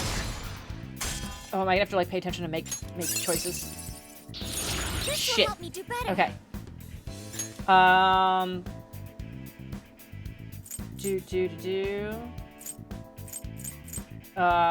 guess I'll kill Cybreak.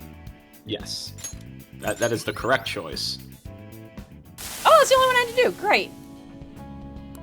Perfect. Anyways, I think that got me through. Yeah, that got through all my sassy toddler things. It was quite an adventure into Toddlerland, and I feel like It truly if there was was. if there was a social stat for toddlers, you leveled up a level. I don't know. He did give me a hug before I left. Sassy had to be holding him, but he did do it. So. Again, like you think you're not good with Oh kids. no, it was bad and uncomfortable. I'm just saying, just for the record, when you and Jeff came to visit us, the minute you came into our house, my daughters grabbed your hands and pulled you into our den so that they could show you all of their toys. That is true. Here's the thing is when I say I'm not good with kids, is I can do it in short bursts because I have consumed enough media to be like, I understand, like, I have, like, a flow chart of, like, actions I can choose to go through that I'm like, I can handle this interaction because I have a pre-selected list of actions I can take that will fulfill the societal contract of this interaction. And as soon as I run through that list, I got nothing. I'm out. I'm done skis. I don't have anything. So I can do it in short bursts out of necessity. It's like it's back when I worked in corporate world, and it was like I had so many people around me who couldn't understand how I could hate my job but still be so good at it. I was like, because there is a contract here that says I need to be good at the job. That's how I earn the money. I do the thing, you pay me for it. It does not mean I like doing it. Just because I'm good at it and take pride in my work does not mean I enjoy any part of this. I can still think it sucks. When I say I'm not good with kids, it is because there is everything that I do and say whatever is an active choice that I have gone through a whole flow chart for to arrive at, to do that thing. But I'm uncomfortable the entire time. I do not enjoy the child interactions because it is so far out of my element. And it's like, so when I say I'm not good with them, that is partially the thing is like, I'm not good. Like, and, you know, it's like in that sense of like, hey, are you okay? And it's like, no. Like that kind of, I'm not good. It's partially that interpretation of that phrase. Very, very fair. That is a very fair explanation of that. For what it's worth, my children did not smell the fear in you. Good. It's because I practice again, it's like any skill I have. I refuse to not be good at it. I have to be good at it immediately. I have studied too much prior to doing something for the first time in order to not flounder at it. So I'm glad they didn't smell the fear. I worked very hard to make that be the case. Had I been there any longer, I don't think that would have lasted. Is that the reason why we're still playing Persona? You have built up this skill, and you will exercise that skill until it's completed. James, I don't want to have this conversation anymore. Okay. My drink is empty. Do you have more stories you want to tell while I fix that? Sure, I'll be happy to. Go get your uppy sauce. I need more uppy sauce. I'll be back in a second. All right. Hey, chat. Thanks for joining us while I slowly break Jen's will over the past. How many? What number stream is this? Who knows? But hope you're all doing well. If you didn't hear her, Jen said too many. Insert joke. I saw your comment before. We have tried most of the costumes with the different soundtracks. Yeah, I don't know. We can ask Jen when she gets back if she has a particular favorite. I do like, if you haven't started playing Persona 3 Reload yet, I love what they have done with the custom soundtracks. That they have removed it from being tied to costumes. That there is an option where you can set it to a particular song. So like I've gotten the DLC for the other combat background music, and you can set it to random, so it could go through Persona 5, Persona 4, Persona 3 at random. You can pick a particular song if you want to hear that song during a fight, and you can have your party being as stylish as you want without it changing the soundtrack. So I like the fact that it's two separate decisions that are made, and I'm digging the soundtrack. It is funny. The Persona 4 battle music, Reach Out for the Truth and Time to Make History, started to grate on me a little bit, especially how many times I've played Persona 4 and there was no way to change the background music. But hearing it in like Persona 3 at random, so like you'll get some Persona 5 music, some Persona 3 music, having it just randomly inserted just like hits these like little pings of nostalgia, which is just wonderful. So in small doses, the battle music for Persona 4 is wonderful. Ashley says we didn't do the swimsuits. No, you gotta earn the swimsuits, Ashley. You know that. Flash, I don't know if they'll do a remake of Persona 4 Golden. I think Atlus is realizing that the remakes are making a killing financially, and I mean they have milked Persona 4 probably more than any other game in the series, even Persona 5. I imagine they eventually will. I mean, it's only 2 years removed from the original Persona 3, and it's using the same engine and same assets. So I wouldn't be surprised to see it, but I think Persona 4 I will be a little sad to see the remake of it, because I have such fond memories of the original game with the original VAs. That will be a tougher one, but I mean, obviously I'm still going to play it. Metric, Atlas will go back to 2 and 1. Man, like if they go back to 2 specifically, they're going to have to like change some story elements, because those things that story has not aged well. It has not aged well at all. So they might need to make a few tweaks to it to make it a little bit more palatable for a modern audience. Yeah, Flash, that's the one where they fight Hitler. What? The big bad of Persona 2 is Hitler. I don't know if this is everyone got together just to fuck with me. Like, that sounds insane. No, it truly is. Like, Hitler, and then, like, the text bubbles are, like, bad German accented everything. It is truly a thing. Oh, I guess we're just gonna hang out Mementos a lot today. Power leveling. Yeah, it's like I want to like unlock more shit. I need to at least wait till the kid shows back up. Yeah, maybe at least wait till the kid shows back up, and then you can make another Mementos trip for more missions. All right. Well, what are you drinking, Jen? We're all curious. I'm drinking a whiskey from a distiller called Horse Soldier. Okay. I don't think the distiller's called Horse Soldier. The whiskey's called Horse Soldier. I would need to double check the thing. I don't know if Jeff is still here. I'm drinking that with some of the blood orange syrup that I made with Jackie a while back, and some ginger beer. That is my uppy sauce for the evening. That is your uppy sauce for the evening. I should make a command called uppy sauce and try to keep it updated with what I'm drinking for the night. That is a great idea. I need to write this down. Write it down on your big board of spells that disappoint me. Uppy sauce command. Drink list. All right. Let's see. What is currently on that list, anyways? Have I needed to add anything? You'll be excited to know that there are things that have been marked off of it after our last level up in Breach. So, you know, like ever since our epiphany, and by our I mean it's your epiphany, and then you epiphanized me. I think I'm using that correctly. That we just have a very different play style when it comes to roll. Oh, you are Gunfire's DPS, I am support, and of course all of my spells that I think are 100% essential for the wizard experience are not in your wheelhouse because you don't play you don't prefer to play a support wizard.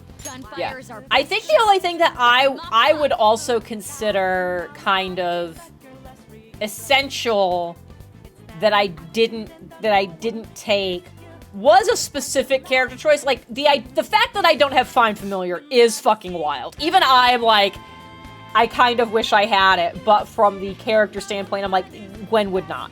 Gwen just wouldn't. Like what I've decided about how this person exists, she would not have a familiar.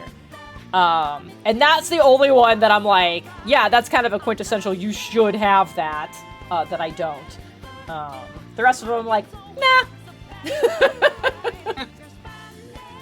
Let's see. Okay, let's try. Actually, do I know? We don't know about Win. Let's try it. He is weak to gun. Like, let's just. He's like, weak to bullet. He's weak to bullets like I am. And My we'll skills do... exceed yours. God, he sounds evil when he talks in battle. Just like straight up. Let's mop 'em up. Let's. You're. No. We'll do This is that. a part of me. I wasn't strong enough. Okay. Gunfire's So our we've best shot. tested almost everything. So yeah. So just fucking shoot it. Thanks, our queen. Checkmate. Do that.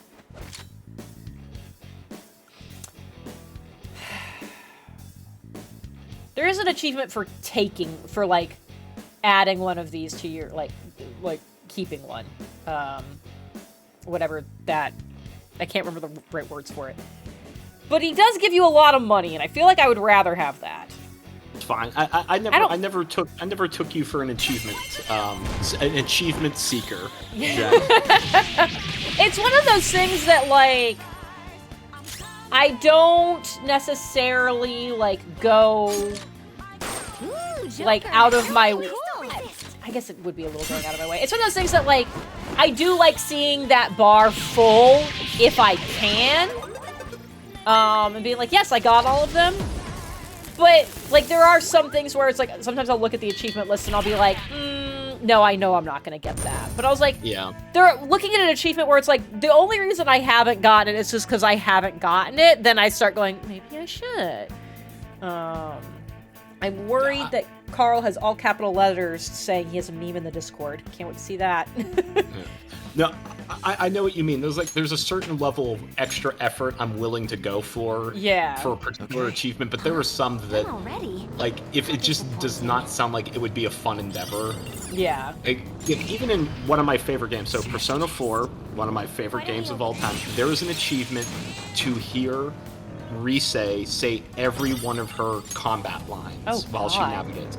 So, part of me is like, well, I love Laura Bailey. You mean the achievement is to hear every voiced line she has in battle? Hear more Laura Bailey? Hell yeah. Yeah. But then I realized to do that, I would need to have at least every party member in rotation and in different, like, it would need to be like Yosuke or Yusuke Yosuke. Yeah, Yosuke's dizzy. Yosuke is down. Yosuke passed that. Like, I'm gonna have to do that for Teddy, for Kanji, for like every character. I'm like, no, I am not gonna do that to myself. As much as I love Laura Bailey, and if you're listening, I am so sorry, but because she is, she can hear. If you're listening, I'll make it up to you and send you some dice. Yeah, yes, exactly. I can see it.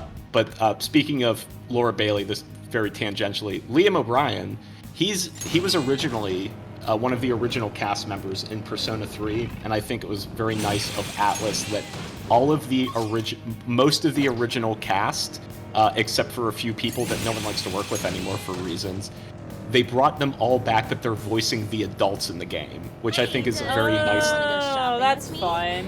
Which is a very nice nod. So like when I hear Liam's old character, like one of the party members talking to an adult who is voiced by Liam, I'm like, well, what a fun little scene that he used to. Yeah, that's fun. So yeah. Anyway, yeah, it's just nice hearing like his voice and some of the other like, oh Liam, oh you're here, you're still in the game, thank you Liam. That's very cool. Speaking of voice actors that people don't like to work with anymore, without getting too into it, because I'm specifically not naming them for reasons, but one of the judgments came down where he's got to pay two of the people a whole bunch of money.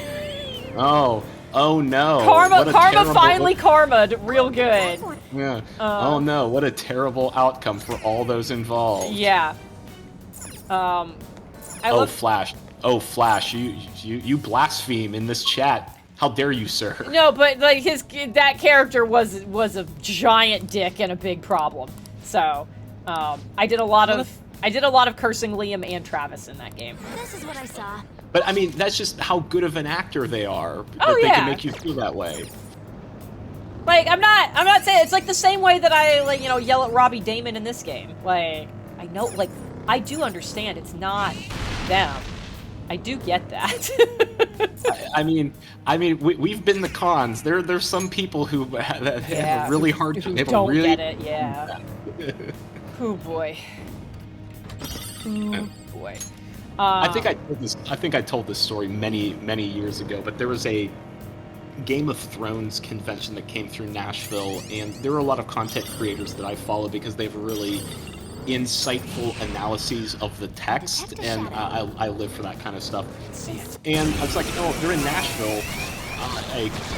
I'll go and like listen to their panels, and like you and I have worked many a convention and have seen it, and it's weird going back to a convention and like just being very self-aware of like, okay, like I know I see how these people are coming off. I know how the I don't want to say VIPs, but the talent that is there perceive this. It's weird being on the other side. Like I'm getting in my head too much. Like I just want to say like, hey, I appreciate your content, and then I just move on with my life. Yeah. Instead of people like, oh my god, like we would be best friends if you knew me. I'm like, oh dude, kid, you got. No, don't do that. Don't do that shit. Yeah, doing the thing of like, hey, I need to read. Hold on. Oh, we'll do this. Doing the thing of just like, hey, I appreciate I appreciate your content, or like I really like I really enjoy your work. Something that simple, like fucking great, or even naming specific things, especially if they did something obscure that most people don't reference. It's fucking, they love that shit. But as soon as you start going like, oh my god, we would be such great friends, or you start like overly gushing, now it's uncomfortable for everyone. Can we attack? Yeah, do that again. Kill them, please. Yeah, it was always very interesting with how much I worked conventions, and especially like, there was the one convention you and I worked together a number of times. But when I started doing that same kind of work for doing it for PAX, and I had a wide variety of talent and guests and VIPs that I was working with, like between like YouTubers and like actual, this is gonna sound really weird, but if you get it, this is nothing bad about the YouTubers I worked with, but like also like actual legitimate like famous people, like musicians that you would recognize and like athletes you would recognize and stuff like that. Like working with that huge variety of those kinds of people and seeing how they interact with fans and more importantly, how they react after a huge block of interacting with fans is done. Like someone would do a 2-hour signing, or they had to be on that whole time, and then seeing how they are when they get back into that room. Or if they did just have to cross a convention floor as like one of like the actual like famous people, and like seeing them like the way they would interact with people or like acknowledge people going through that, and then like watching some of these people, the way they deflate as soon as people aren't watching, because I didn't count as people. Just where they could be like, okay, I don't have to be so on. Like seeing that was always, it was very interesting, and to see like the different types of those people and exactly in what manner that deflation kind of came. Because some people it was a very physical thing, and some of them it was like just all in facial expressions, and some of them it was just there was one person I worked with who just fully, like completely just dissociated. Like we got to a safe spot and they just sat down and just zoned the fuck out for 10 minutes. It's like he just came back from the war. Yeah. I've seen things, man. I've seen things. Yeah. And Pedro's right. Yeah. So like I can talk about Mark in multiple ways, because I worked with him at PAX's, but then also like I was one of the crew on one of his bigger YouTube series when he did his Choose Your Own Adventure stuff, the In Space with Markiplier. I was crew on that, and so I worked with him in that capacity as well. He is genuinely just like a super nice person. He was also great as like doing the show with him. Like he wrote it. With all the different types of productions I've worked on, I need to pay attention to what I'm doing here. This is medium curse to 1. This is heavy curse. Okay, so we're getting rid of you. I've worked on a number of film productions where the person who is the showrunner was also like the writer, and it is very common in my experience Here's the platform. for the showrunner to not be able to separate themselves from being the writer. And what I mean by that is, and especially if God forbid they're directing stuff, they're too married to the thing that they wrote that they can't make the tough calls of what to like edit on the fly or give up or be like, I like the idea of this, but it's not translating well to the camera. I've never seen someone who wrote the thing be able to call shots well, like when it comes to the actual filming, because they can't separate themselves from it. Mark is, I think, one of the only people that I have worked with who could do that. That was working on In Space was the smoothest production I have ever been on. Because, yeah, he wrote the thing, but we'd be in the middle of filming something, and he would go, you know, like, he's on screen, it's him, but then he would be able to call cut and go, I actually think we need to change this because I don't think he's like, now that I'm doing it, I don't feel like it's working. Let's do this instead. He's one of the few people that I have met who could self-edit and recognize the difference between what it was like in his head and what it was coming out as for a viewer and a participant.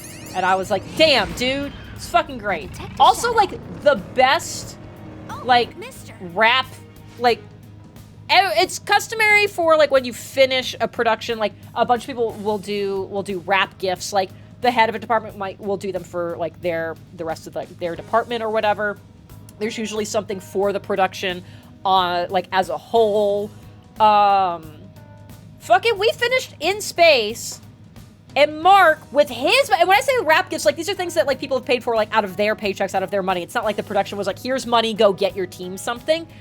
Mark, out of his pocket, got, like, the production office and then like all of the department like heads and their individual coordinators. So I was a coordinator for the art team on that. Got us all those insane massage guns that are like dumb expensive. Just literally, he just like bought 40 of them to give to all of us. It's fucking the most wild thing. I was like, this feels incorrect. Are you sure? Yeah. It was so kind and so, and like he came and like gave them to people. Like I got mine from him. Like he was just like, hey, it's like, I appreciate like all the work you guys did to like make this thing that I wrote like actually come out, and like genuinely was like thankful to everybody for whatever level of part they played in it. He talked to department heads the same way he talked to PAs on set, and that is such a rare thing to see. And I was like, this man is fucking great. It sounds like very, very good emotional health of that person to like not have an ego, or like to have a healthy amount of ego and pride in their work, but can check themselves and not be like, no, it was perfect the first time. Yeah. Yeah. There is an individual that I have worked under enough that like when I did 3 things with this person, and like I was like, this is enough for a trend. I feel like I have enough data points here. Where is the thing I wanted to buy from you? Okay. Oh, there's another one here. Okay. Well, I have 2 of those. I'm gonna get this. There is someone that if a particular studio calls me and is like, are you interested in some work? I ask if this person is directing, either in total or in part. And if the answer is yes, I turn it down. Because there is such a long history of this person not being, even for things they didn't write, they cannot make decisions. So they'll be like, oh, well, let's just get like every version of this shot that I can think of, and then I'll pick which one I want when it gets to edit. I have never wrapped a day with this person directing that ended on time. And I need to point out to anybody who's not worked in film and has not heard me talk about it, a film day is 12 hours. That is the standard work day, is 12 hours. So like, we have all reported in for a 7 a.m. call time. It is now 7 p.m. We have literally been working that entire time with the exception of a 30-minute lunch in the middle. That's it. We have been going that whole fucking time. We have never finished a day on time with this person directing. Easily 14-hour days. And it's 14 hours, and that's the active, like, working part. And then it's still clean up and be done and drive home thing after. Fuck that. So I will no longer work on anything with this particular person directing stuff. You need those boundaries. Everyone needs those boundaries where you have the power and choice to make such a decision like that. Yeah. The fun thing is when the last time I did a project for that studio that thankfully this person was not involved in at all. Oh, I can go back and get that other thing. No, I need to be at 2:10 to get the other thing. Come on, can't you pick up the pace? Is when I was trying to call up people to potentially be crew because we needed some more hands. When I was like, hey, I'm with this studio, we're doing this thing. We're looking to fill like X. Ooh, you're actually an actual color. Oopsies! Oh god! This is bad. Oh. This is very bad. This is real bad.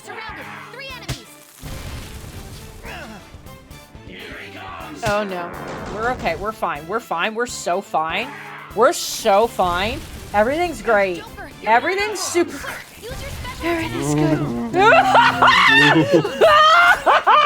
Joker. Yes? Yes, do that. Let's go. Is it my girls? Thank you. Thank you. Thank you, Gwen. Back to the Taz balance joke with we need a competent woman to come in and save us. So when I was trying to call people and be like, hey, blah, blah, blah, Ready? Always. the number of them who asked me, is this person involved or directing? That, like, other people were asking me this? I was like, no, they're not. My skills Was fucking great. Okay. I can't run when I'm surrounded, can I? Correct. Okay, great. Guns won't help here. Fire won't work. Okay. Physical attacks will Okay. be nullified. Don't attack recklessly. We're gonna... I feel like Robbie's gonna be able to do the most damage, so I'm gonna have him do damage, and I'm gonna have Haru heal me. I feel like I can do that.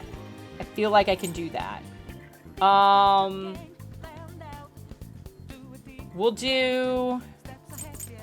Ready anytime. No, I want... yeah, okay, no, we're gonna do this. Okay, this is gonna be fine. This is gonna be super great. This is gonna be so Joker's angry? Persona. what is this? No, that's, okay, that's fine. We need items. Everything's gonna be so Just use your relax gel. You're great. gelling. Yeah. Surrounded by demons? Relax. SP I need. Okay, what do I have a lot of? Okay, oh, I have... Oh, I got like a whole bunch of those. Okay, let's... yeah, you know what? Yeah, we're just gonna because I don't remember when I was last able to fucking save. And I...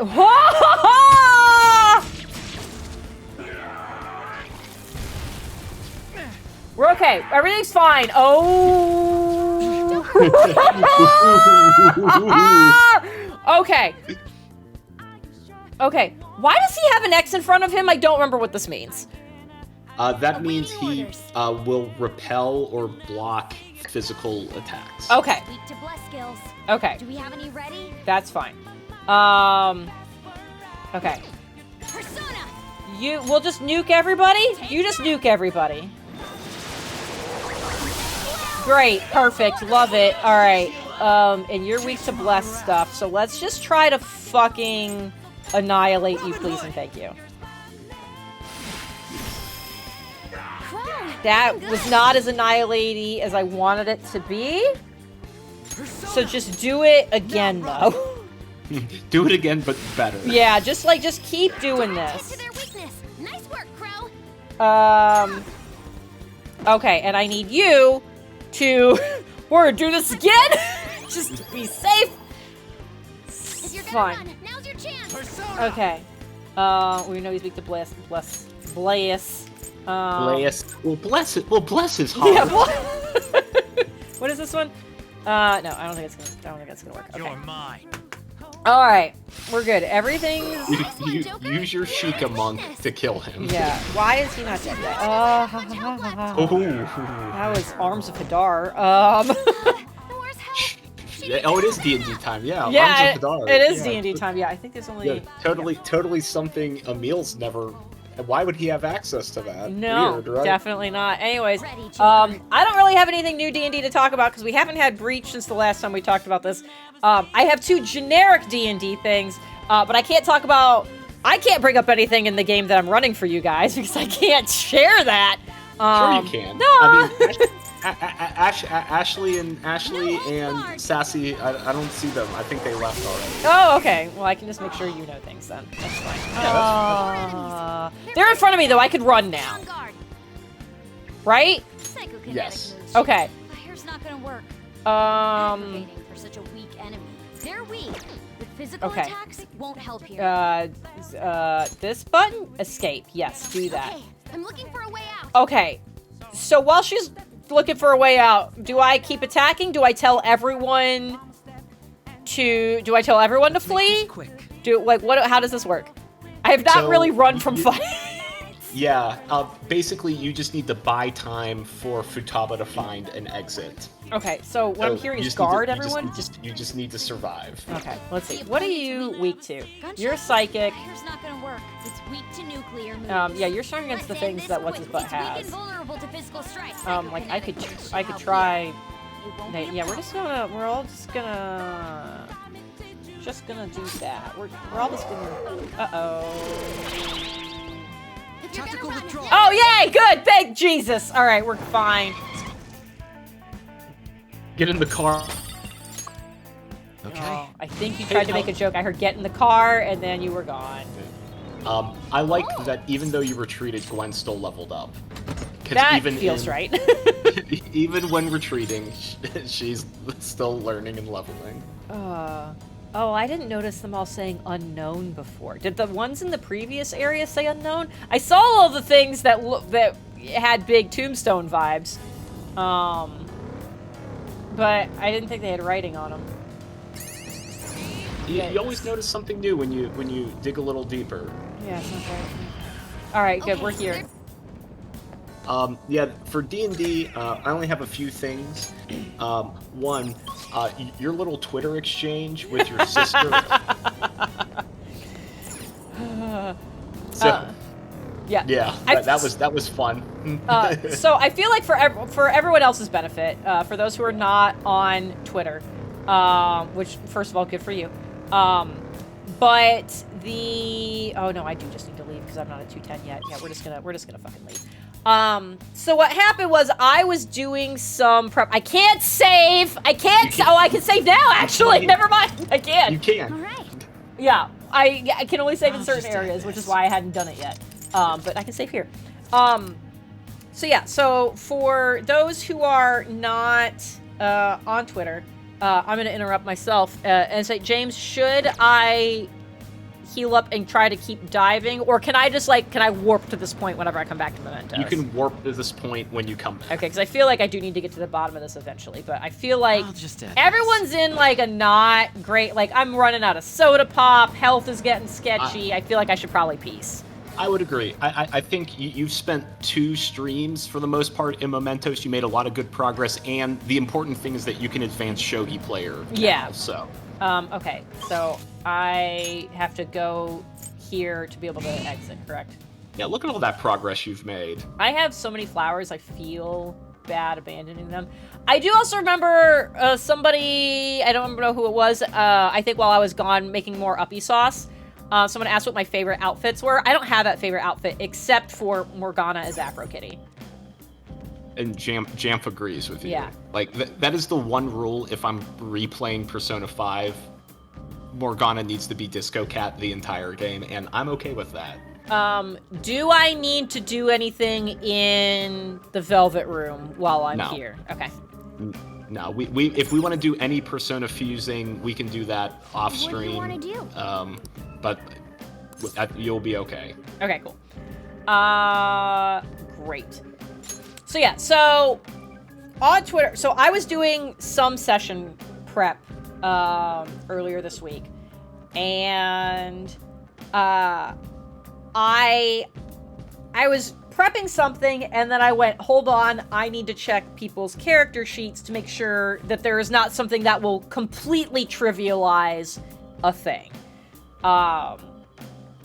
Like, things that will help, sure, but something that, if there is just a button push, I was like, I want to try to avoid that. And so I had everybody's character sheets open for a little while anyways, just to, do some checking of some things.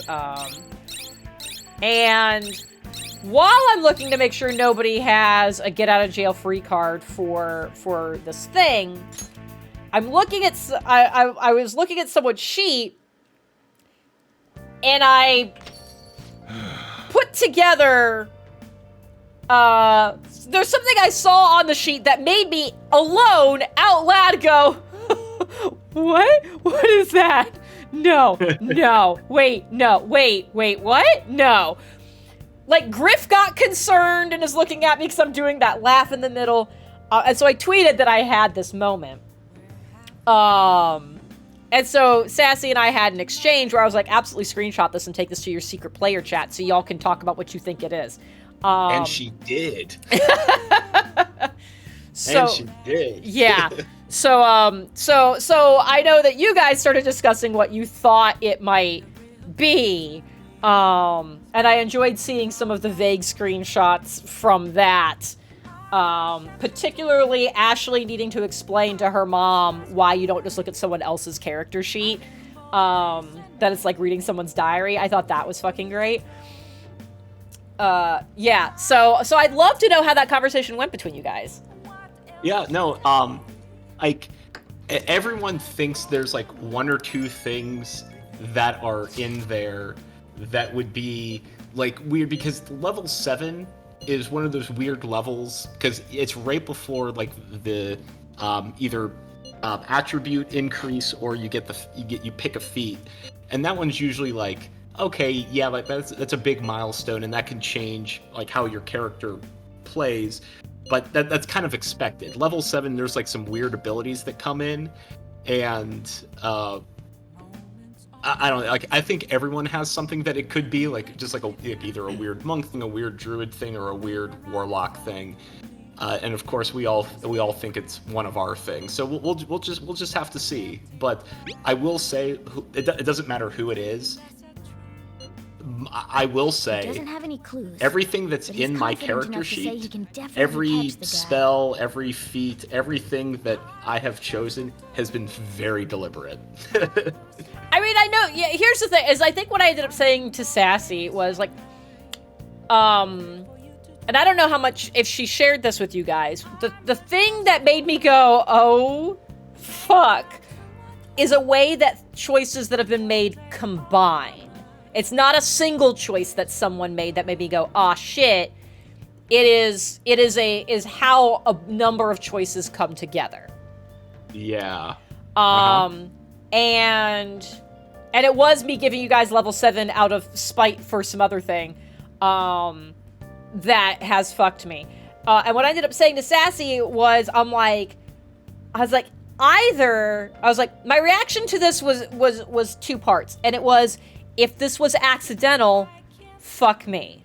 If this was intentional, fuck me. Cause like, if this thing was done on purpose and with intent, I can't even imagine the ways in which I will be so fucked in a future situation. So that's wonderful. Like, I really hope it's not me, because that just means like there's going to be a wonderful surprise from either a monk or a druid that I was not expecting, and I can't wait to see it. I will also say that after that initial evening of me going, what the fuck, I went back and like really read stuff. And one of the things does have a built-in limitation on it that I did not register upon the first reading. So it's not quite as, oh fuck, as my initial reaction was. It's still not great for me. But it's not as bad as I was afraid it was. And yes, of course, I will, like, if someone does the magical combo, I will be like, hey guys, remember that whole thing about, like, what is the, like, I will point it out if it happens. So basically, you have just set an incentive for all three of us to try to find the magic button tomorrow. We're gonna go off the rails so fast. Tomorrow's gonna be off the rails for a number of, tomorrow's gonna be off the rails. Let me rephrase this. I'm afraid tomorrow will be off the rails in a way that I cannot possibly prepare for, because I have kind of like, you guys had a goal and like a secondary goal. And I don't know how, to the extent at which you might pursue the secondary goal. And like we are in a new town, and you have choices that are like, go pursue this thing, or like, you have a fast travel pass to get back to kind of like the main hub. And I don't know what you're gonna do. It's literally like the world is your oyster in a very literal sense. And so it's like, I'm kind of roughly prepared in a number of directions. You will choose the direction I have not prepared for, that I haven't considered.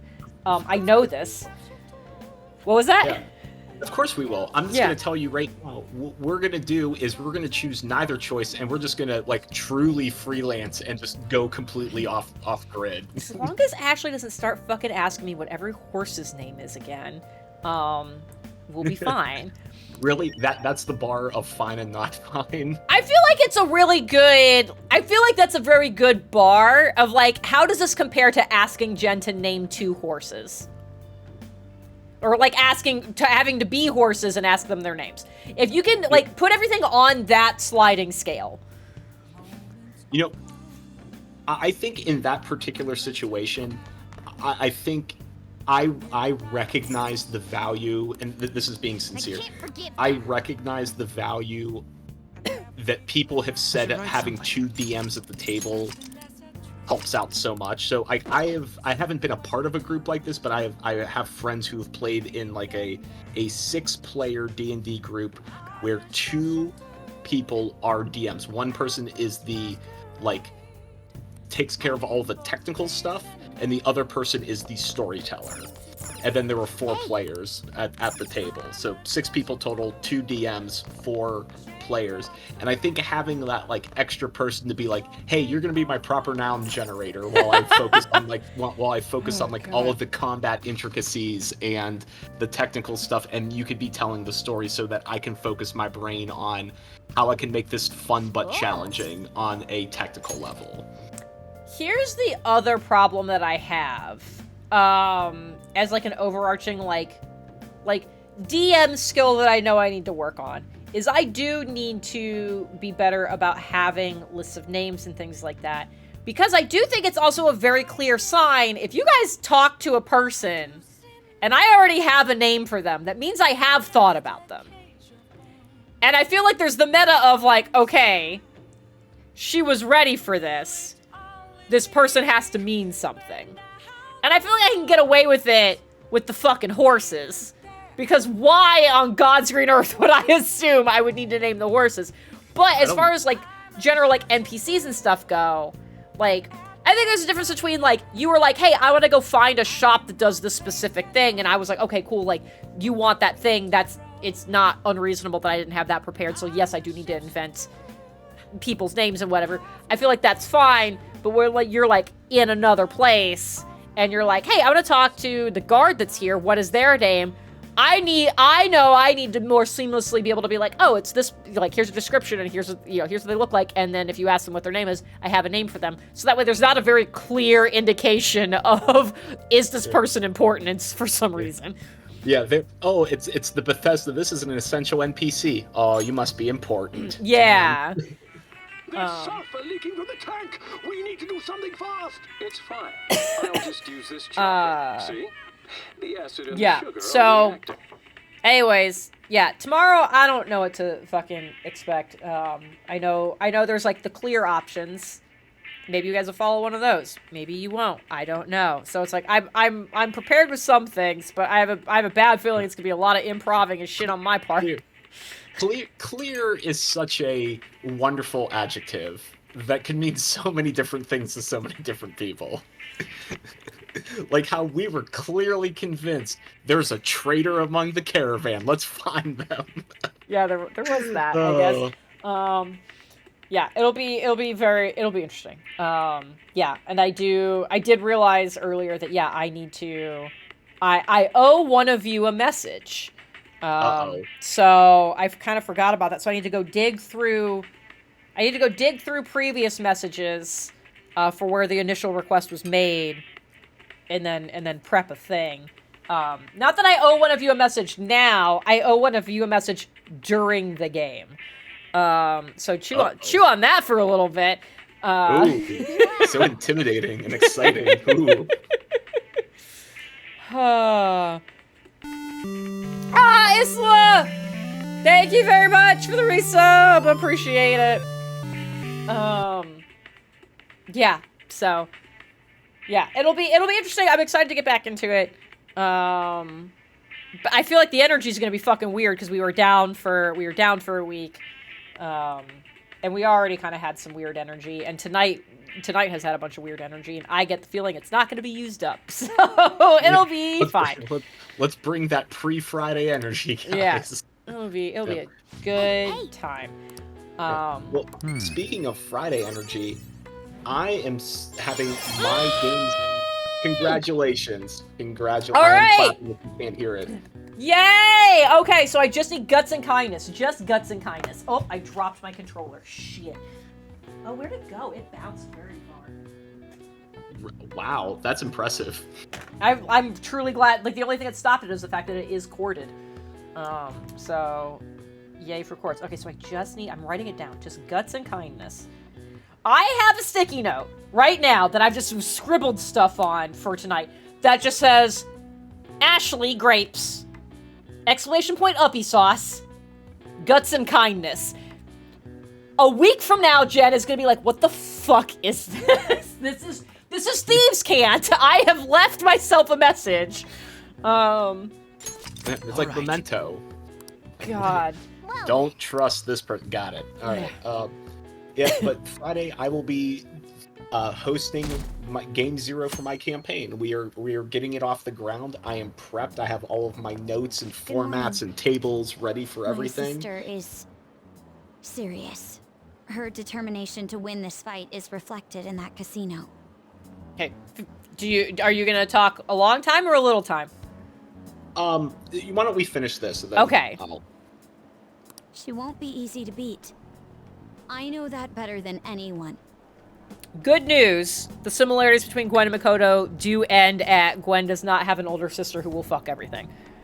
Not yet. What do you mean not yet? I can't suddenly have an older sister. Unless Samara counts, in which case then that does actually fucking drag. Yeah, she cannot suddenly have an older sister. God, if she suddenly had a younger sibling. Whoo boy. Aaron, dude. I mean, okay, anyways. I want to I'm revealing things. That'd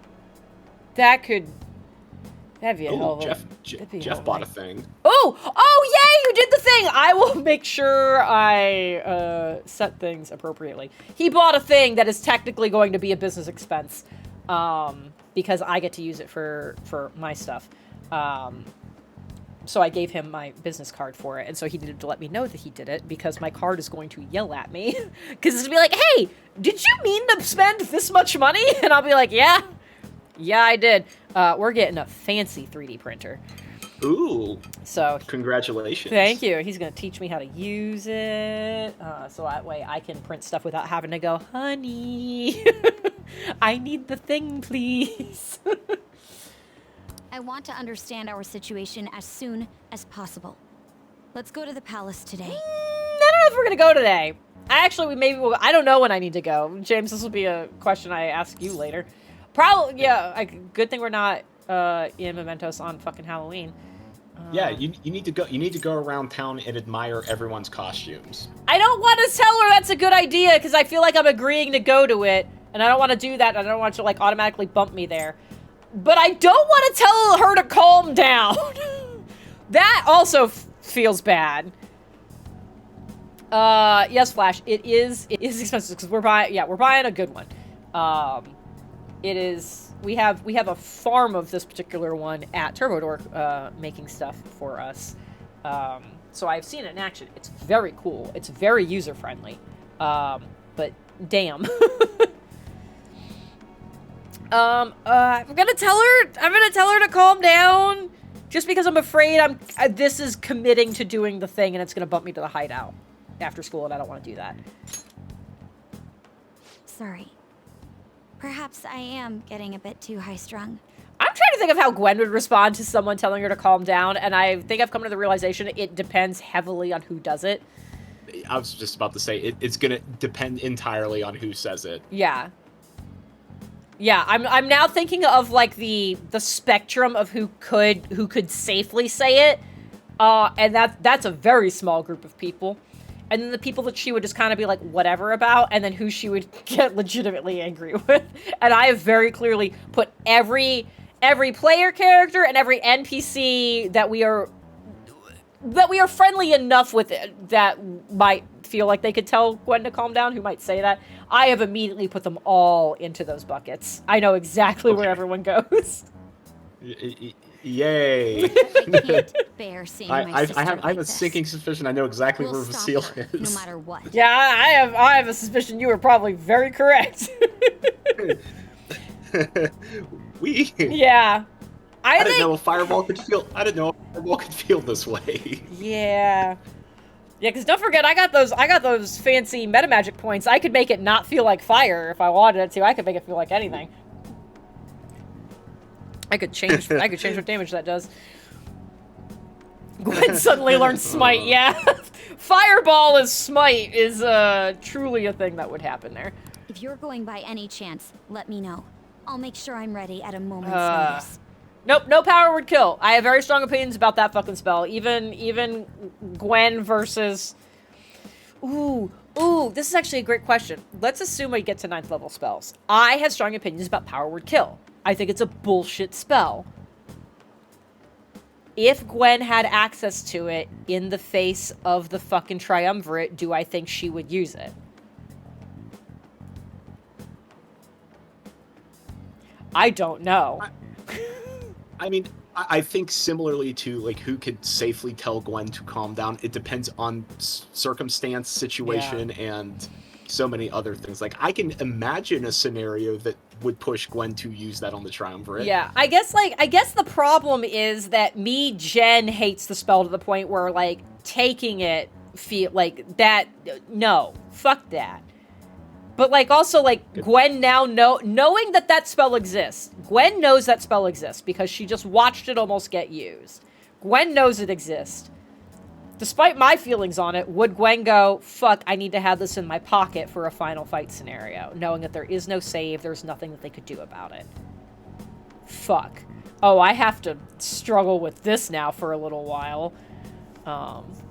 Oh, good night, Jeff! I love you! I'm glad you ordered the thing, and thank you for letting me know you ordered it, so that way I don't panic when I get a weird email later.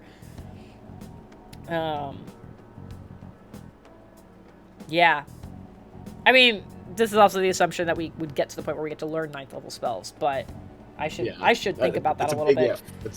That's a big if. I think it's more if. likely someone will tell Gwen to calm down than us learning 9th level spells. I imagine someone, I imagine someone's gonna tell Gwen to calm down tomorrow, like, in-game tomorrow. Not, like, tomorrow, like us, real world, Thursday tomorrow.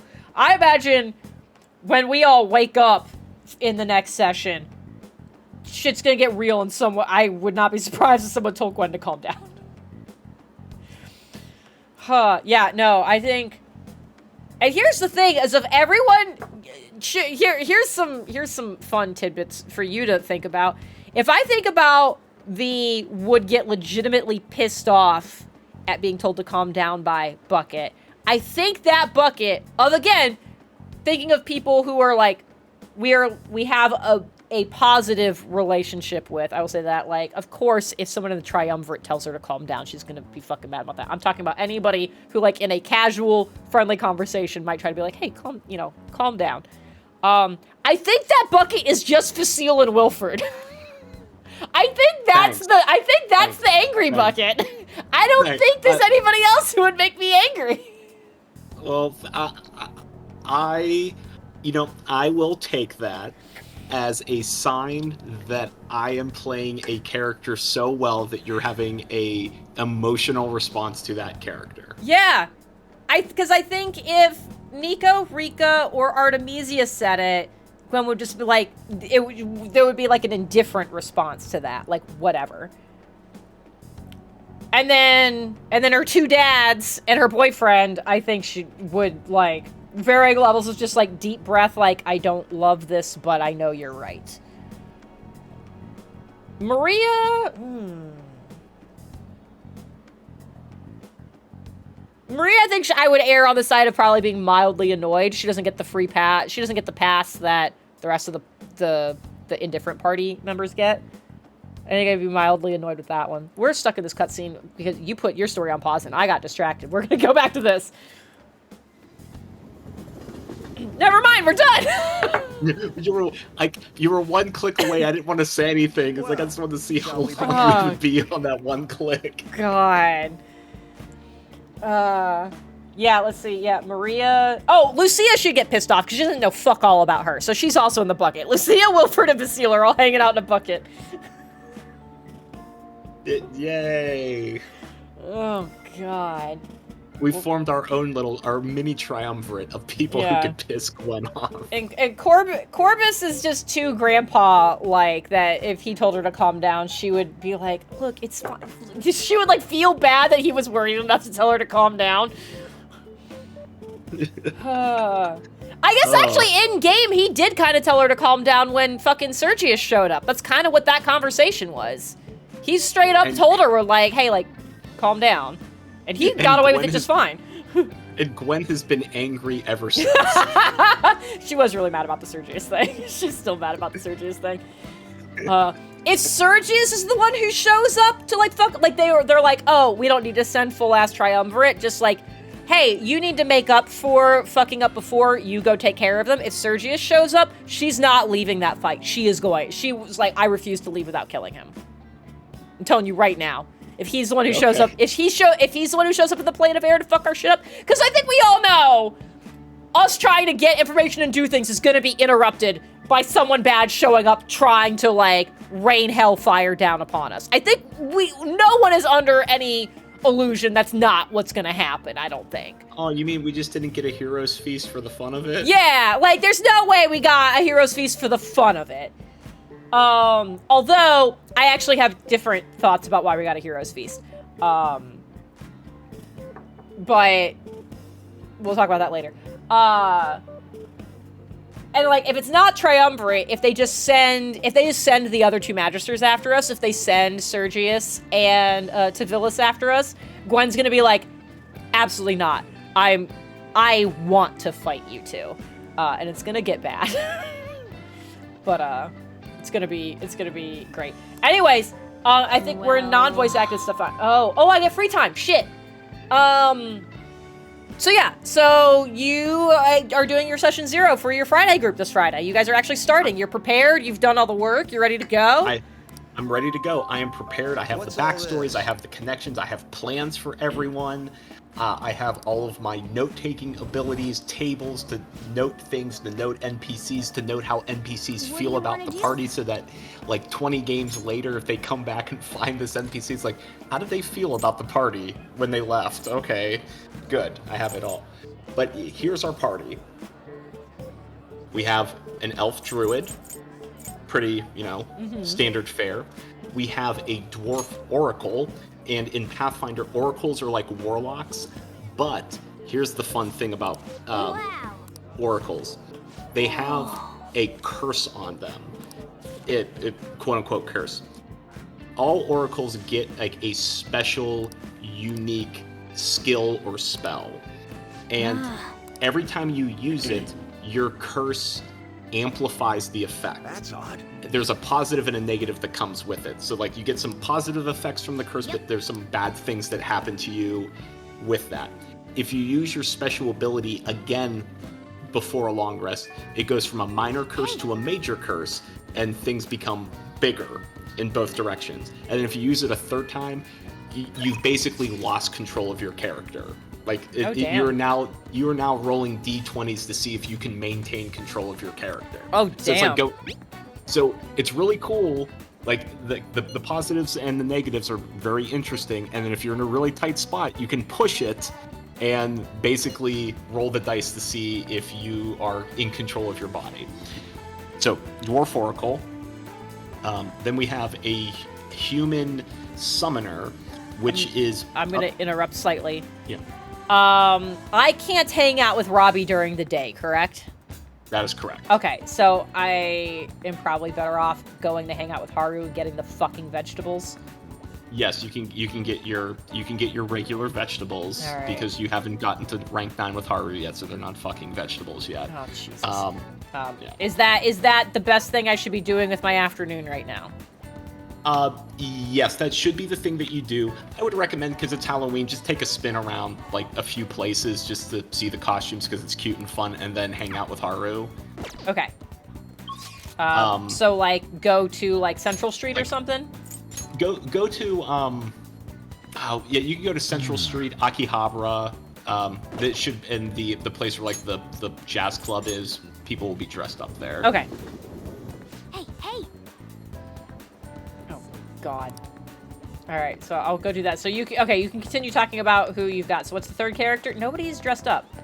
But yeah, they have like there's pumpkins all over the like up above. They decorated. Oh. I think it's cute. You meant People were dressed like more dressed up yesterday than they are today. Oh, well, I missed that part yesterday. Anyway, yeah, you could go hang out with the heart. You could go hang out with the Haru. Yeah. So yeah, then we have a human summoner, which is functionally a wizard, except their ability, unlike like evocation, you get your sculpting spells.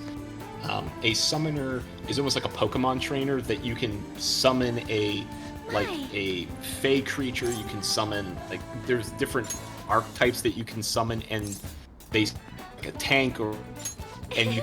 Oh, robot, meet more. It's the power of Haru. Hey, she's back. Haru made me robot. So the summoner can summon like a familiar that has a ton of hit points, but you can cast spells through them. So they could be a tank for you, but then like you can cast a touch spell through them, and they can touch the enemy to do the attack. So it's a very interesting concept, but functionally a wizard. And then I have a skeleton monk. So, A skeleton. this is what you grew? The race is skeleton. He is a skeleton with no flesh or muscles or anything. He is just a skeleton. Yes. Who's a I'd monk. like an honest opinion from Okay. a colleague And I professional. was like, all right, like, hey, like, I'm cool with this if you really want to do it, but like, people will respond to seeing an animated skeleton walking around. And he's like, yeah, you make a good point. He's gonna wear clothes and a mask. I'm like, okay, I'm glad you've thought about this. And now, like, I'm thinking about, like, trying to balance things, because if our Oracle who casts, like, an AoE heal spell, that would damage him if he's caught in the blast, because positive healing hurts undead, but, like, harm or inflict wounds would heal him. So I'm like, okay, so now you're putting pressure on our healer to have both of those prepared because you want to play a skeleton. And he's like, yeah, no, I'll be fine. And I'm like, I talked with our Oracle, and she's like, yeah, I'm fine with that. I'm like, okay, all right, we have a skeleton monk. Perfect. Is that the way the skeleton race is written in that, or is that like a personal No, viewpoint? that is how they are written. That's okay. Yeah.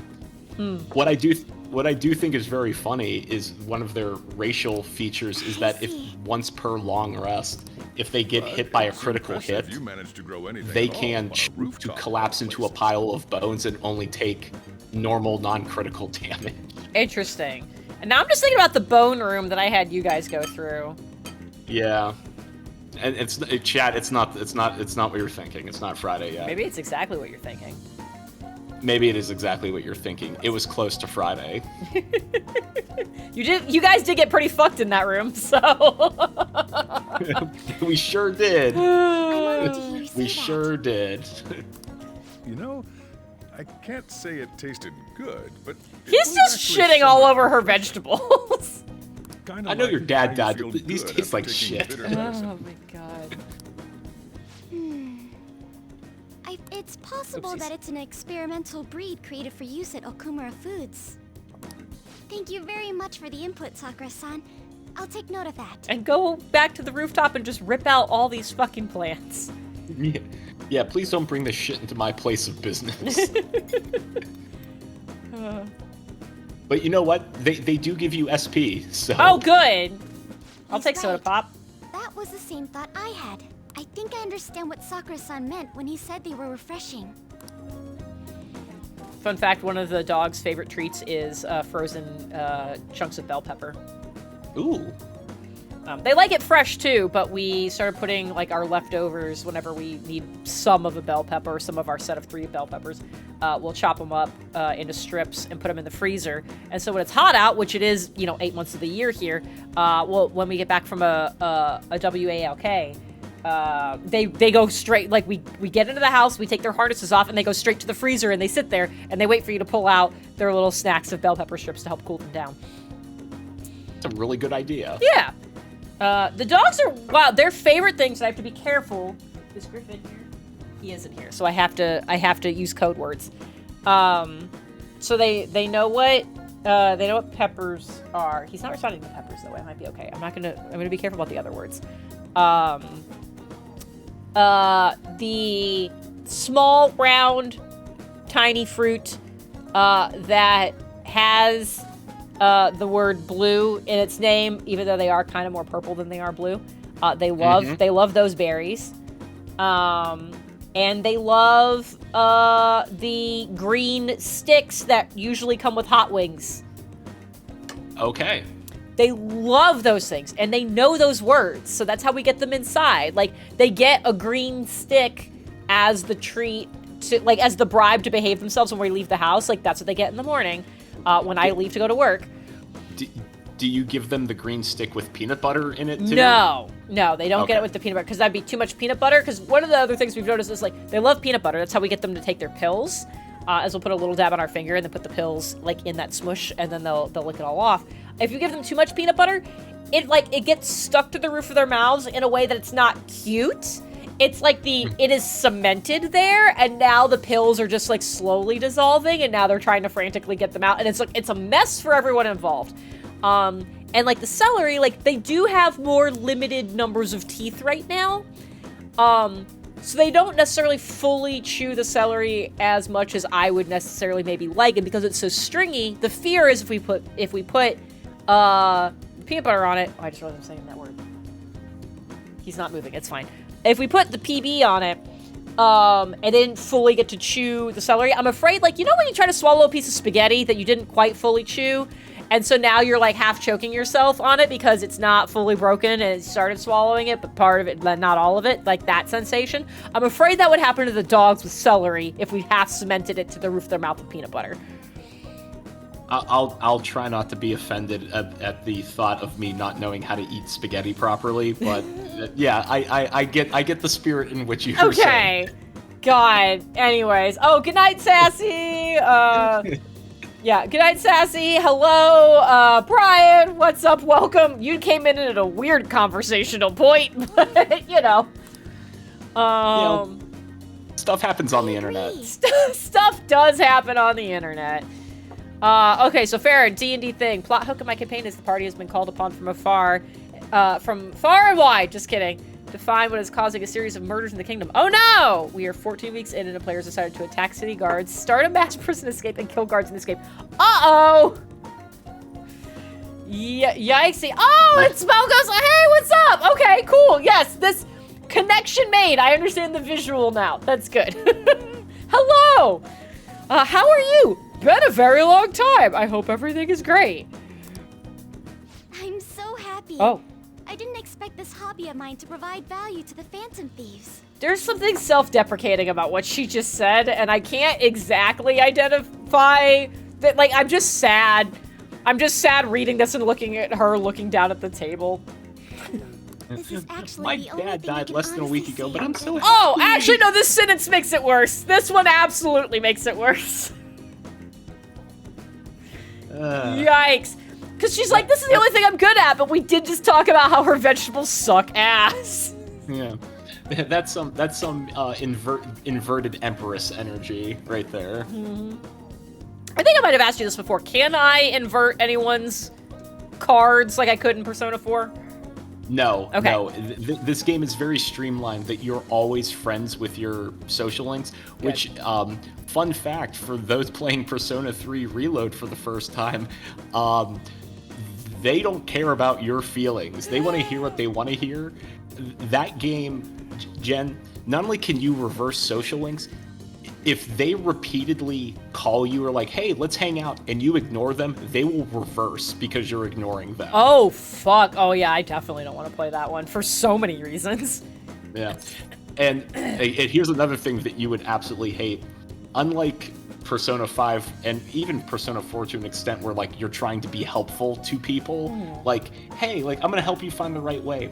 Most of the social links in Persona 3 are people like self-sabotaging and choosing to do the wrong things, and if you step in to like say like, no, you shouldn't do that, they will reverse because that's not what they wanted to hear. Like, so basically, so you have to do the trade-off of, do I try to do the right thing and help this person and lose out on the perks of the social link, or do I just tell them what they want to hear and then we become better friends and they trust me a little bit more?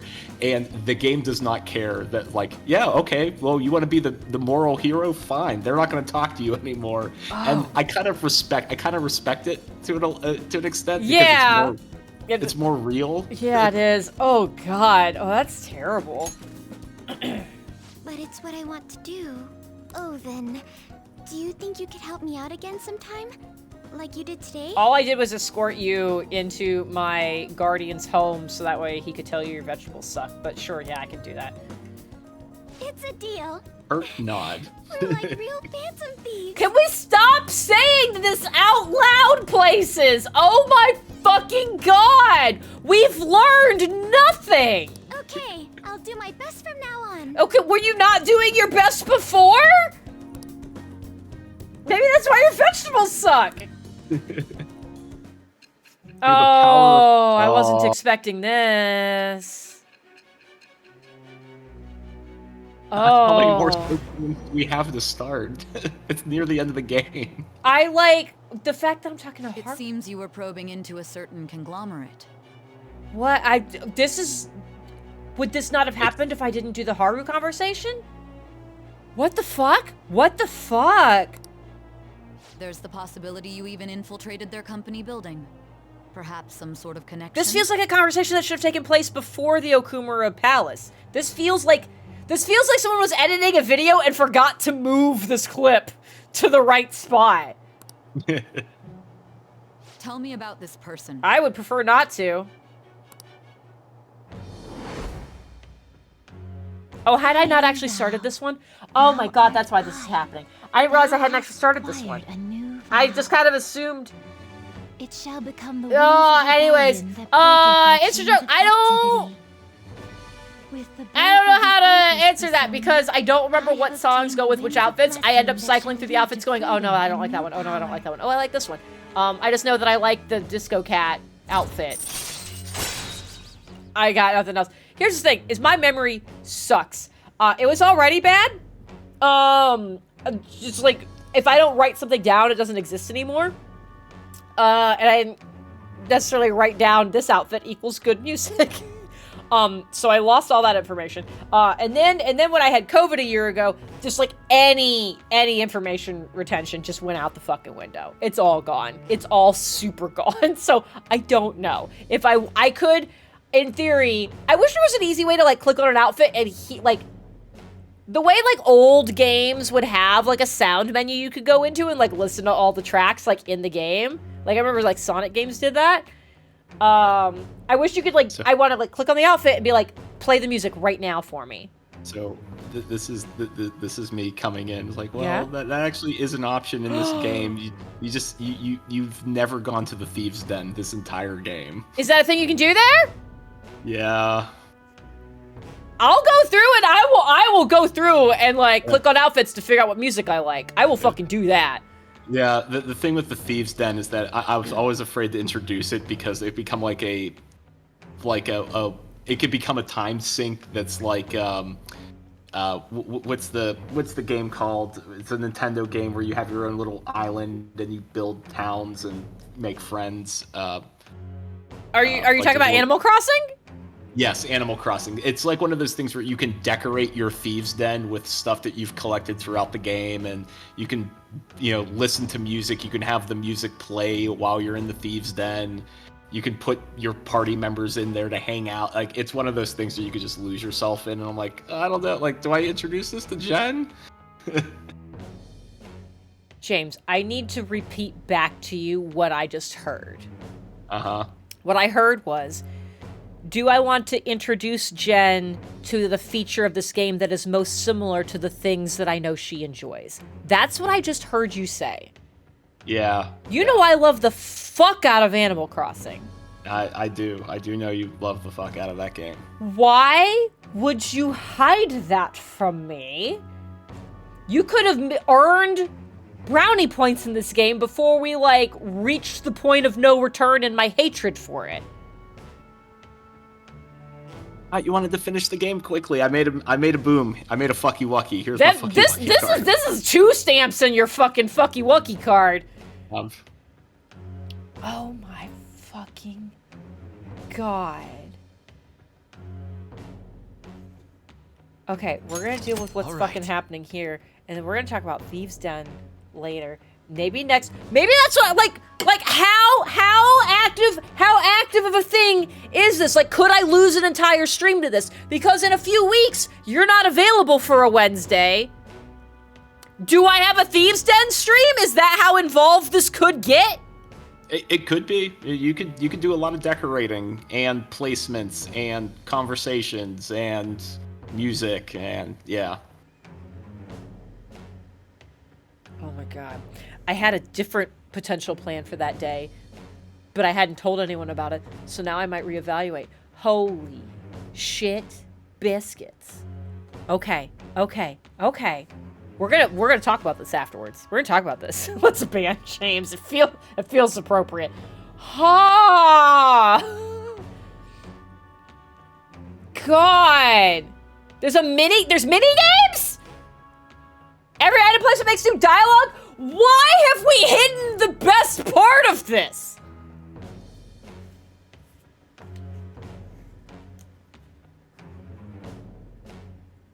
I'm making a note. Okay. So, thanks, chat. I'm glad that we made it this far. You're probably never going to hear my voice again, but it's good seeing you all. I'm furious. I'm fucking furious. Alright, anyways, I get access to fucking vegetables now. Great. Do I have to go find seeds like I did before? The taste leaves much to be desired. Or does she just have seeds and I just pick from them? I think she just has seeds. Okay. She has all the money in the world. You don't have to go buy your own seeds. I don't know, man. Thank you. Also, like, just because, like, I have friends who have money doesn't mean I expect them to pay for all their stuff. If I'm gonna have her grow vegetables for me, I feel like I should at least offer to bring her the seeds for it. Well, you collect all the money from the metaverse when you sell the loot, and you give none of it to Yusuke, and he's just starving in a dorm somewhere. Hey, they haven't asked. We don't go out to eat. And so I can't offer to pick up the check.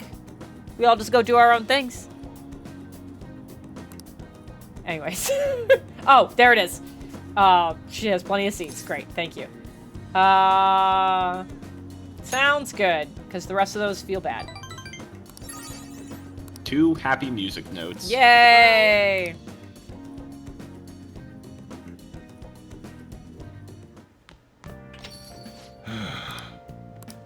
Oh my god.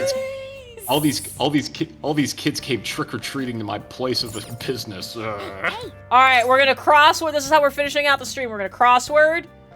And then we'll save and call it an evening.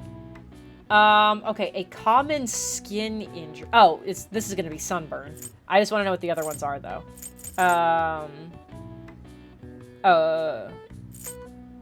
Oh, wait, no, these are 2 different things. I mean, sunscreen letters, so that's SPF, so we'll just do that. But I'm pretty sure it's gonna be... These are usually all related to each other. Involuntary pain alert. I don't know what the fuck that means. Yeah, James doesn't fit in there. In great demand. I don't...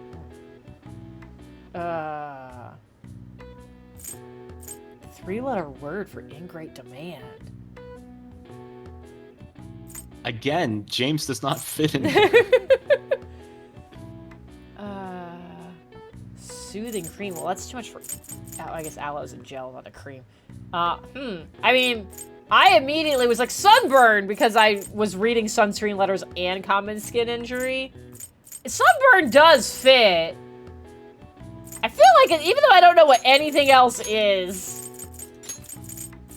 this does still feel accurate.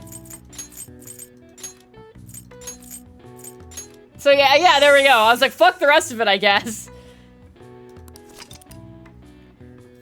Alright, well, that was fast. Alright. I see. Nice. I'm not that much smarter, though. I've already maxed out my smarts. I'm so close. I'm so close. I love you this. just one or two trips to the maid cafe to increase your kindness, and you'll be set. Ooh, this is what Let's we'll pick up. This is what we'll pick up on next Let's week. talk. I love getting those text messages. Oh yeah, it's a great text message to get. Oh boy. Anyways, Joe, when my college girlfriend's like, "Hey, let's talk," and I'm like, "Oh, she knows me. I love talking. It's one of my favorite things." hey, as long as she doesn't become a flat earther. Yeah. All right, James, thank you for being here, even though I found out that for 140 hours you have not revealed to me the magic of the Thieves' Den.